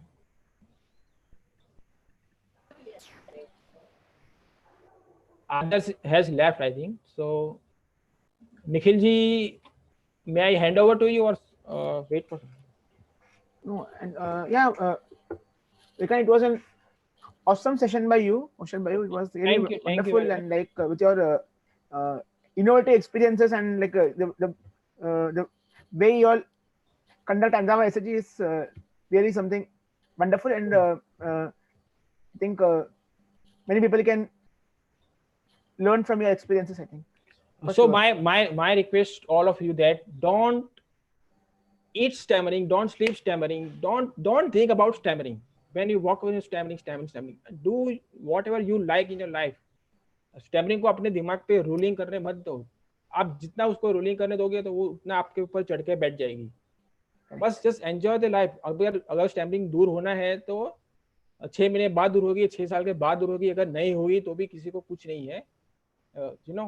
तो guys enjoy the present moment, live moment. Future में मत रहो कि मेरी 6 महीने के बाद stammering कम हो जाएगी तो मैं ये करूंगा, 2 साल के बाद स्टैमरिंग कम. अभी करो जो करना है. स्टैमरिंग करते हो तो करो, स्टैमरिंग नहीं हुई तो भी ठीक है. Just enjoy. Okay, thank you very much. कल करे सो आज, कल आज करे सो अब. Yes. Okay. Over to Thank you, you, sir. It was a very good experience.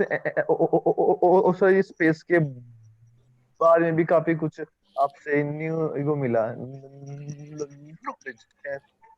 you, sir, for that. Thank you, Pangat. Thank you very much. And thank you very much, all the TISA teams, to give me wonderful opportunity to address, and my confidence level also boost. Okay, thank you. Over to Shivank. Yeah, now Shivank Menon is going to talk about public speaking and stammering. Yes, Shivank, you can continue. Thank you very much. I'll have a presentation. Let me share my screen 1 minute. Okay, can you all see my screen? Yes, Shivank. Yeah, 1 second. Yeah. Okay, hello, my name is Shivank Menon. I will be speaking a bit today about public speaking and stammering. Yeah, a bit about myself. My name is Shivank Menon. I'm 16 years old and I'm studying in the 11th grade. I've been working with TISA right now for a few months. So a bit of a disclaimer allow me to give. It is that since I'm giving a presentation about public speaking, that does not mean that I myself am a great public speaker. Rather, it is that I am a person with stammering and I have had considerable experiences with public speaking over the course of the last few years, and I feel that I have learned quite a few things from them. So on that note, let me talk a bit about public speaking generally. So everywhere we are hearing these days, public speaking here, public speaking there, ads come on YouTube, subscribe to this public speaking course. First, let's become clear on what is public speaking. So public speaking is the ability to effectively and impactfully convey your message to a public, to an audience of multiple people. Now, regardless of whether you are a person with stammering, whether you have stammering or you don't, it is often perceived as a very much dangerous, not dangerous, but feared activity, in the sense that we always try to avoid public speaking. And the fact that many of us here have stammering, that makes the task even more daunting, quite naturally. And on top of that, this daunting feeling only worsens the situation for us, since I'm sure many of us can relate. For us who stammer, when we are nervous, when we are scared of a situation, stammer gets even worse. It becomes more pronounced, and it becomes even harder for us to convey our message to an audience in an impactful way. Now, at the same time, some assume that stammering makes public speaking impossible. But the fact is that this is simply incorrect. Now, regardless of whether you have some hiccups along the way while speaking, if you have some blocks while speaking, that does not mean your point cannot have impact. It is not impossible to speak well despite stammering. Now, moreover, we can see that there are many people with stammering who have achieved great success in public speaking. Many of us know this, but I don't think we remind ourselves enough of that there are so many PWS who have become such great speakers. Now, as you can see here, I have put some images. We have this EMS Namudripath, Winston Churchill, Joe Biden. These are all people regarded as quite strong speakers, especially Winston Churchill, who is often considered the greatest orator of the 20th century. So now, why exactly is this? In a sense, we can view our stammering as a privilege when it comes to public speaking, because people without stammering, may very well take speaking for granted. They will say, we can speak fluently, so that is enough. But it is not enough. As stammers, we understand that we have to work on ourselves, that we have to work on our speaking. And that's why we can reach even higher heights than people without stammering. Now, on that note, let me talk a bit about my personal experiences and challenges. So, one of the key problems that PWS face, especially with regards to public speaking, is confidence. Many of us rather lack a lot of confidence. I myself had an immense lack of confidence. And so public speaking was something it was something that created a huge amount of anxiety. When I tried also, I was not good at it in any way. I would say even bad at it because I could not clearly say what I had to say. People could not understand what I had to say. So they could not understand. So forget them resonating with what I had to say in any way. So public speaking, it becomes a matter of attitude in the sense that public speaking, we can see it as a roadblock. But instead of that, what I adopted, my attitude, was that this can be an avenue for me to build up my self-confidence. That not just my confidence for public speaking, but my confidence throughout life could be built through public speaking. And oftentimes I am a school student. In that time also I used to see my classmates speaking on stage, participating in some debates, and I used to feel a sort of pressure, you can say. I used to think I also want to do this. So I decided, let me hone this skill of stammering, or not of stammering, but of public speaking. Regardless of whether I was stammering or not, let me try to hone this skill. So what I decided to go out of my comfort zone. Now, then what was there? I looked for opportunities to speak, whether there were debates, whether there was some address that needed to be given in any events, anything of this thing. So the primary thing was debate like competitions, which I participated in, often speaking or trying to speak. And to be very honest with you, I was met with almost perpetual failure. First attempt, I tried to speak. I spoke once, I spoke well, okay, I spoke fine. Then what?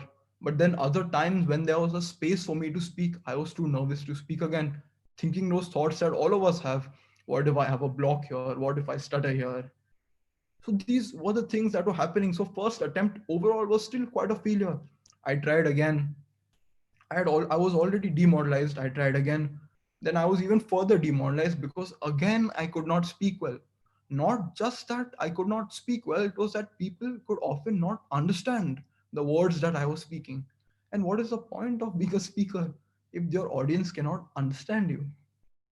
So a lot of frustration was going on in my mind. And to be honest, frustration is something that will make it even harder for you to succeed. Frustration creates negativity, and trying to succeed in an atmosphere of negativity is tremendously difficult. I tried to reform my attitude. I tried to do all these things. And soon what I was able to achieve comfort when speaking to an audience. I was able to receive many awards and recognitions for debates, for public speaking. I mean, even a few days ago, I was participating in some debate here online, and that also I was recognized as the best speaker in the debate.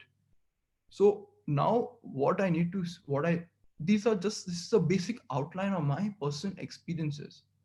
More important than this are the takeaways I had, what these experiences taught me. So let's look at it from the beginning. Now, of course, one important thing is the necessity of practice. We all know that experience and practice are important. But there are a few things I would like to emphasize with this. The first point is that practice can never completely emulate the situation of public speaking. It is highly difficult for you to gather an audience as a practice for addressing another audience. It is highly impossible, impractical, unnecessarily difficult. So practice has its limitations in a sense. Hence, the primary thing is experience. And when we retain experience, when we get experience, it is important that we reflect critically on what went wrong, what did not go wrong. What do I mean by this? Public speaking is something that is very, very personal. The way we speak is so unique to each of us. Some of us might prefer to give a booming speech to create an impact on an audience. Others will try to be more introspective. Others will try to be more soft and reserved while giving a speech. There is no such thing as the perfect public speaking. You need to understand what suits you personally. So that's why we need to have the experience to understand how it is that we should speak. We should not just leave it for the key moments that arise. Suppose we have to do a presentation at work or something of this nature. We cannot leave it to that point and say that and just prepare before that. We need to try to work in lower stakes situations also. So, what do I mean by this? What I mean basically is that you should try to search for situations where there is little at stake, where you can experiment freely to see what is your style of speaking, what are the situations in which you can speak best in. So, to understand yourself as a speaker, it is important to have a lot of experience. So, there are many different low pressure situations you can find around yourself, such as, for example, very common example is given Toastmasters. Then even TISA gives us so many platforms to speak in front of people. Even here in the NC, I'm getting that opportunity to practice my speaking in a supportive environment. So that is something that is very, very helpful. And even if you see, there are so many things that can be converted into public speaking opportunities. If I go for a certain event, I can speak over there. And moreover, we need to learn to say yes. If we are constantly simply saying no to all of the opportunities that come to us, it is naturally going to be a situation in which we cannot grow. And many of us may be so accustomed to saying no to what comes that we don't even notice it. So this is a very important thing we need to consider. Getting the experience and reflecting on that experience to improve ourselves. There is always a scope for improvement. There is no such thing as a perfect speaker or a perfect anything for that matter. Now, moving on, we need to look at the issue of content. We often hear this content is king. That is true. What you say is much, much more important than how you say it. Now, if I say that it it is not just content pertaining to what the specific topic you are speaking on is. Rather, we should try to know about the subject itself. What do I mean on this? What I mean is that suppose I'm giving a speech on politics. Suppose I'm giving a speech on a specific subtopic of politics. What can happen is that if I am simply very much comfortable with the subtopic, but not the broader subject of politics, then suppose I am speaking in a somewhat improvisatory way. If I am doing extempore speaking, in that situation, I might find myself in a place where I am talking about something completely different, something that is not very much connected to the topic that I specifically prepared for. And it may happen sometimes by mistake, and we sometimes cannot control that, and we might even have nervousness about that. So what is important is that you should have a broad knowledge and fundamental understanding of what it is that you are speaking about, and in that sense you create an absolute safety net around yourself.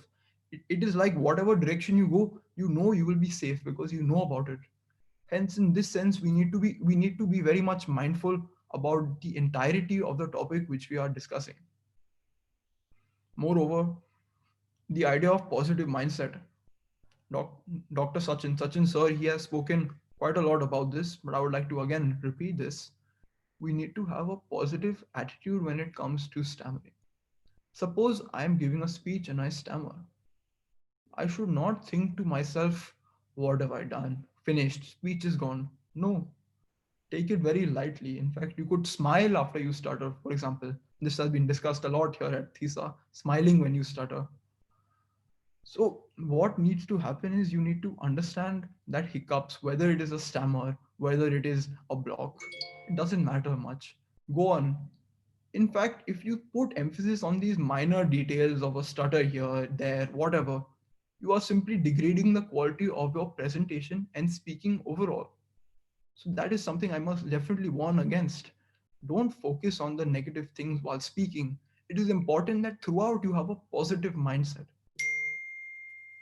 Now, it is also important to talk about being calm when you speak. What do I mean? Before you speak, take a deep breath. If you are in a state of panic and you begin your speech in a state of panic, it is almost definitely going to be a mess. So compose yourself, even if it's just for a few seconds. Take the time to compose yourself. Then what you will see is that you will begin your speech on a much more composed and relaxed note, and that will set the precedent for your entire speech. It will set the precedent for your entire speech, you will see. Moreover, we will also have such moments within the speech itself where we are unable to control ourselves. Perhaps we are stumbling on every single word and we are in a complete situation of panic. At that point also, take a pause, take a breath. You may feel that this is a very long pause, but keep in mind, it feels like a long pause for you, but your audience, in fact, it is much less. It is much shorter for your audience than it is for you, any pause that you are taking. So it is very important that you take this time and effort to calm yourself and continue. Along similar lines, don't rush. When you are rushing, you are not only taking away the effectiveness of your words, you are also exacerbating your stammering. What do I mean? If I'm rushing, my thoughts are going very quickly. The audience is not able to digest and inculcate whatever it is you are saying. They cannot take in completely what you are saying. They can just see you are going fast quickly, going over certain words. It becomes even difficult to understand in some situations in this sense if we are constantly rushing. And I don't think I need to remind us all of this, that even when we are rushing, our stammering gets exacerbated. It becomes difficult to speak fluently if we are rushing. What happens is that, again, if we are putting too much pressure on ourselves to go quickly, our thoughts will not be very clear. We cannot articulate the thoughts ourselves. So on a similar lines, we need to see what is the root of this rushing. Why do we rush during a presentation? A lot of this comes from the attitude we have towards being on stage. If our attitude towards being on stage or speaking in front of an audience is that it is a burden on us, then we will try our best to go quickly to finish this off, let these minutes pass as quickly as possible. That is the mindset that we have. But the truth is that this mindset is simply self-destructive. As I explained, it will cause us to rush. It will in fact create more negativity in yourself while you're speaking. So the best thing is to at least try to view your time in front of an audience, your time speaking, as a privilege. Try to enjoy your speaking. Try to enjoy moments communicating with people. Even if you don't enjoy it, even if you know you don't like public speaking, try to tell yourself this. Tell yourself it is going to be fun. And trust me, it will be if you have this attitude. Now, let me now talk about, as almost as a conclusion, one of the most overarching points that we have here. Recognize the futility of things. To make it more clear, allow me to elucidate my point. My point is that once we recognize that, suppose I speak badly today, the world is not going to end. There are not going to be some major issues. Even the people around us are not going to be so annoyed by it if we stutter here, if we stutter there. We overestimate the impact of the things that we are doing. Even there are so many things which are genuinely not very much important, but we create this idea of importance around them. And when we create the idea of importance, we are creating anxiety. If I'm saying it is crucial that we speak very well here, if I'm saying it is crucial that I don't stutter here, you are setting yourself up for failure. Recognize, if I'm going to speak badly today, it's okay. What is going to happen? World is not going to end, of course. But at the same time, I do recognize that there are still higher stakes situations, such as presentations for work, where there may be some more importance in how we are speaking. But trust me again, the key thing is what we are speaking in all of these situations. And even if we speak badly, even in important situations, the effect is still not going to be devastating. All people have moments where they cannot speak well. This is the thing about speech. I cannot say that I will speak well everywhere. Some places I will speak well, some places I will not. And that is a general thing. We need to accept failure. If I fail once and then say I will not speak publicly again, what's the point? View the failure as something to grow from. This is something that applies to life in general and in public speaking in particular. There will be failures. Trust me, all of us will fail at some point or another. All of us have failed at some point or the other. The difference between people regarding their success and failure depends completely on the response to this failure. So on this note, I would like to conclude my presentation. I hope that I have been able to impart something of some value to everyone here. And I would like to open myself up for questions if anyone has any. Hello, Shivalik. Hello? Yes. Yeah, Shivalik, this is Tapan here. I'm from Calcutta and now, settled in Bangalore only. So it's a wonderful to hmm, hear you now. And so you have at a very tender age, you have shown sharp uh, perception about the life and about the speech also. So it's a very wonderful to hear from you. So my question to you, so at from what age you just start your journey, stammering journey, and just a bit of your stammering experience, if you share to us. Okay. So now when I began stammering at a very young age, beyond that which I can remember, to be honest. Perhaps when I was 4 or 5, I don't know exactly because there are things of the very much far past right now. It feels like that at least. Yeah. Then now when I decide when it began affecting me in a very negative way. So at about the age of 11, which is few years ago, while speaking, I mean, as I said, I initially had certain failures in public speaking to a large extent owing to my stammer. Why? Because I often had this reception from people, this mocking due to the stammer, this insulting due to the stammer, calling someone stupid because they stammer. So this was also something that was very much a problem to me. Of course, like many of us, I faced a lot of teasing at a young age due to the stammer, and especially so when public speaking. After speaking, hearing the kind of things some people would say, it was something very hurtful, to be honest.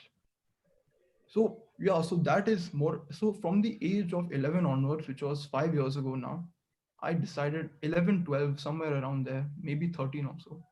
That was the point when I decided to consciously act to improve myself. That was the time when I started putting myself out there. That is the time I started speaking whenever the moments came, whenever a chance came.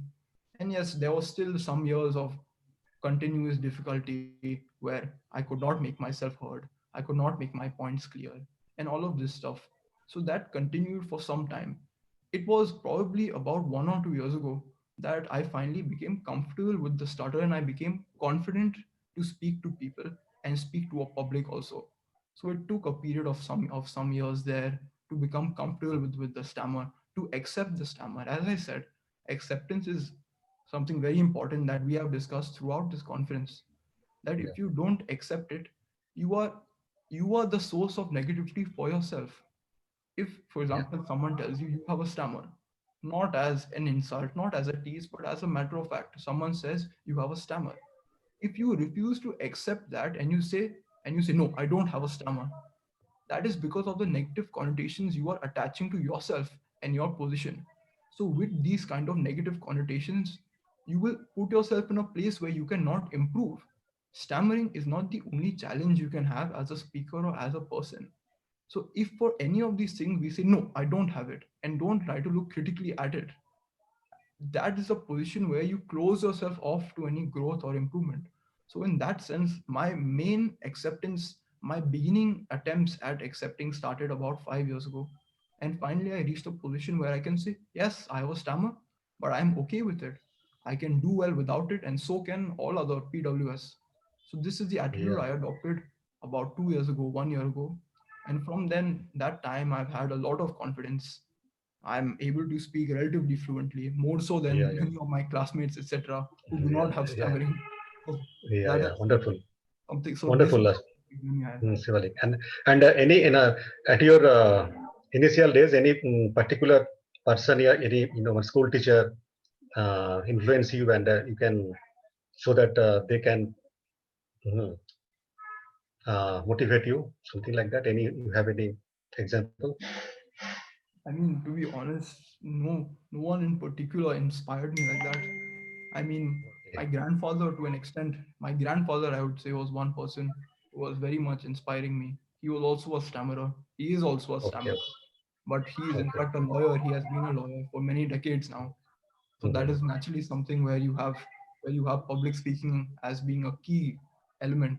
And despite having a stammer, he has performed quite well in that. And so he has always been a source of motivation for me to improve myself as a speaker. Yeah, wonderful, wonderful, Shivalik. Thank you so much. Thank you so much for your questions. Thank you. Any other questions? Miss I think Sukla Singha, I think you have a question. Yeah, hi. First of all, I would like to congratulate you because this was a really good presentation. And as Tapanda said, at this tender age, I mean, it's a lot. And I wish we had also come across something like TISA during our school days. Has it ever has it ever occurred to you? Because this happened to me that sometimes I was so depressed, maybe during my college days, that I thought that it's better to die, because at times people would make fun of you and you would be so embarrassed in front of your classmates, your teachers, that in spite of like knowing the answers or the things, you could not speak up at all. So there was a time when I had to give a presentation. I The content was good. I knew that I would do well, but when I went up on the stage, I was blank. I could not say a single word. I mean, not a single sound. The first sound of good morning, that good morning, that the g sound would not come. And when you falter at the first stage, then the entire thing just, it collapses. So have you ever faced these kind of things in your school? Yeah, so many times it happens that even starting the speech becomes difficult because of the things that people say and all of this. But one point I would like to highlight here is that a lot of the improvement comes after we acknowledge, once we understand rather, the how less other people are actually thinking about us. In the sense that we have people teasing us and we feel that everyone is with all of their energies against us. This is the mindset that we get suddenly. But the truth is that very few people spend their time thinking about others much. It is very few people who actually are very much devoted to insulting each other, to doing this, because everyone to an extent is concerned about their own lives, their own welfare. So when someone says something, when someone insults, criticizes, teases, any of these things, what I have personally found very helpful has been the understanding that this person probably does not make this a major part of their own life. It is probably not something of any significance to this person that they are teasing me. It is a very small part of their life and their time that they are devoting to me. So I should also keep the comments that they make in a similar position. So now regarding this point, now talking a bit about my own personal experiences. Yes, I have also been in that position where it has been difficult to say even one word to say, as you said, good morning, pronouncing the G in good morning and speaking like that. But I mean, even when a lot of the time when this happens, you have an immense amount of fear to speak. And as they always say, the first step is the hardest step. So in this situation when you have to give a presentation or say anything, It is the first words that are the most difficult to utter. So one thing is to cultivate the courage to just give out those words, even if it is simply barking out the first words. Once you say that, you establish a platform of comfort for yourself. So this is what I have experienced personally when it comes to these things. I hope I have given you a good answer. Thank you for your question. Thank you. I can also see one more question in the chat. Just give me a second to read it.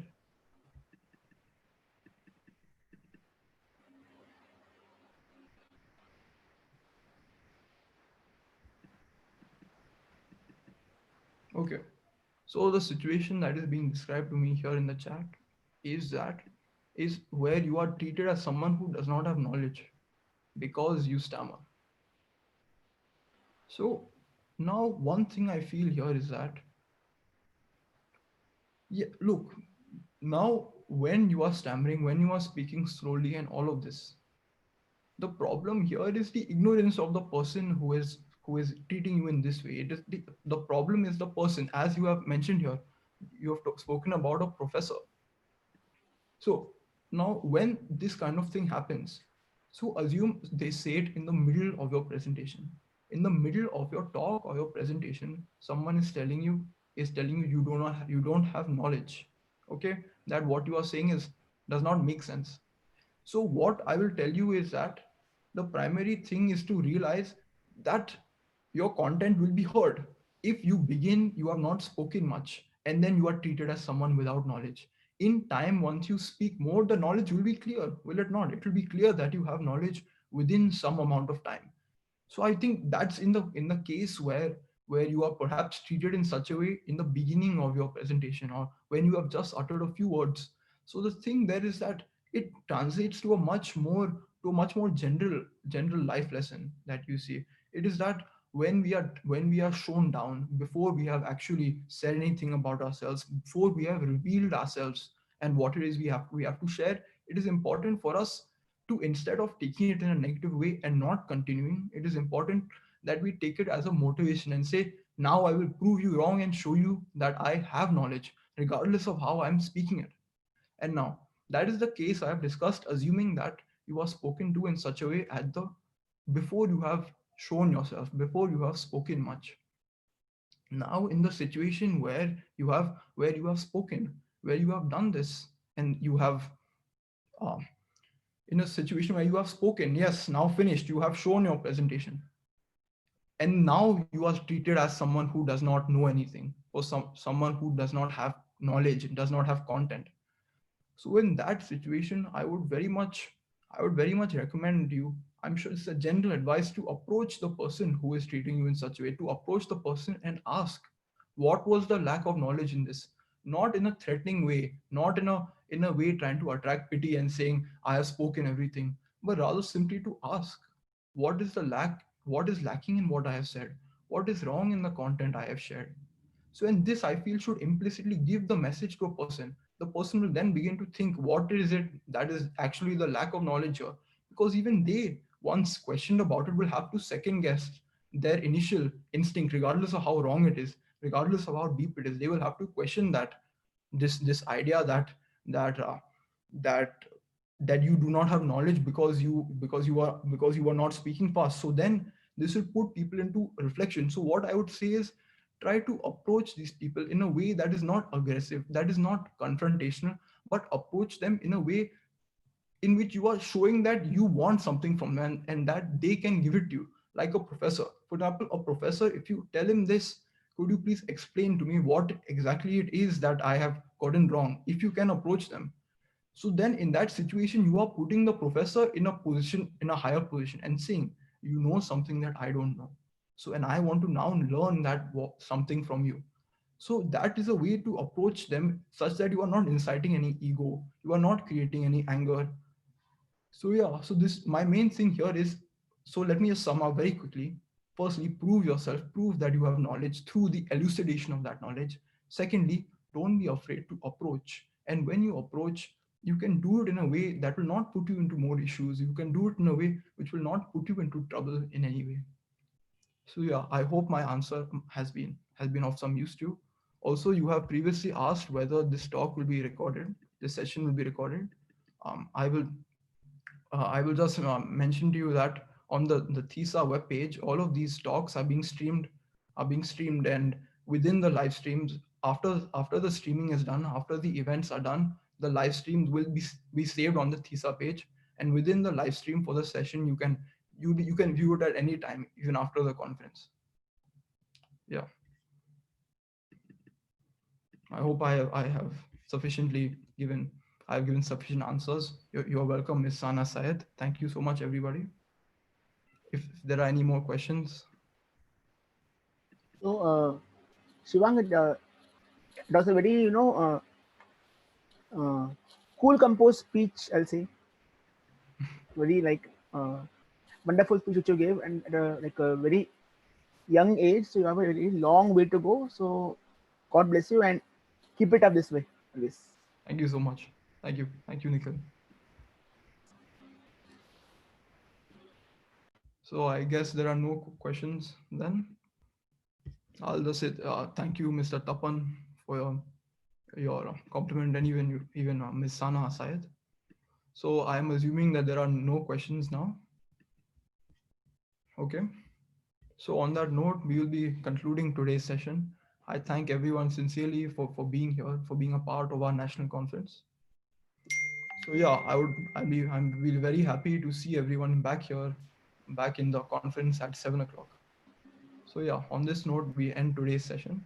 Nikhil, is there anything to Yeah, say? at 7 p.m. we are going to have with us Abhishek Jha, who was a winner in Kaun Banega Crorepati, like this year only. So it will be a pleasure to have him with us. So I hope you all like join us for that at 7 p.m. Abhishek Jha will be taking us through about his journey in KBC. It was in last year, in the month of July, August. Okay, guys, see you at 7 p.m.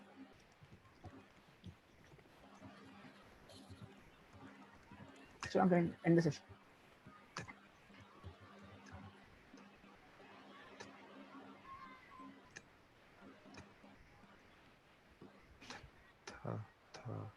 Thank you, everybody.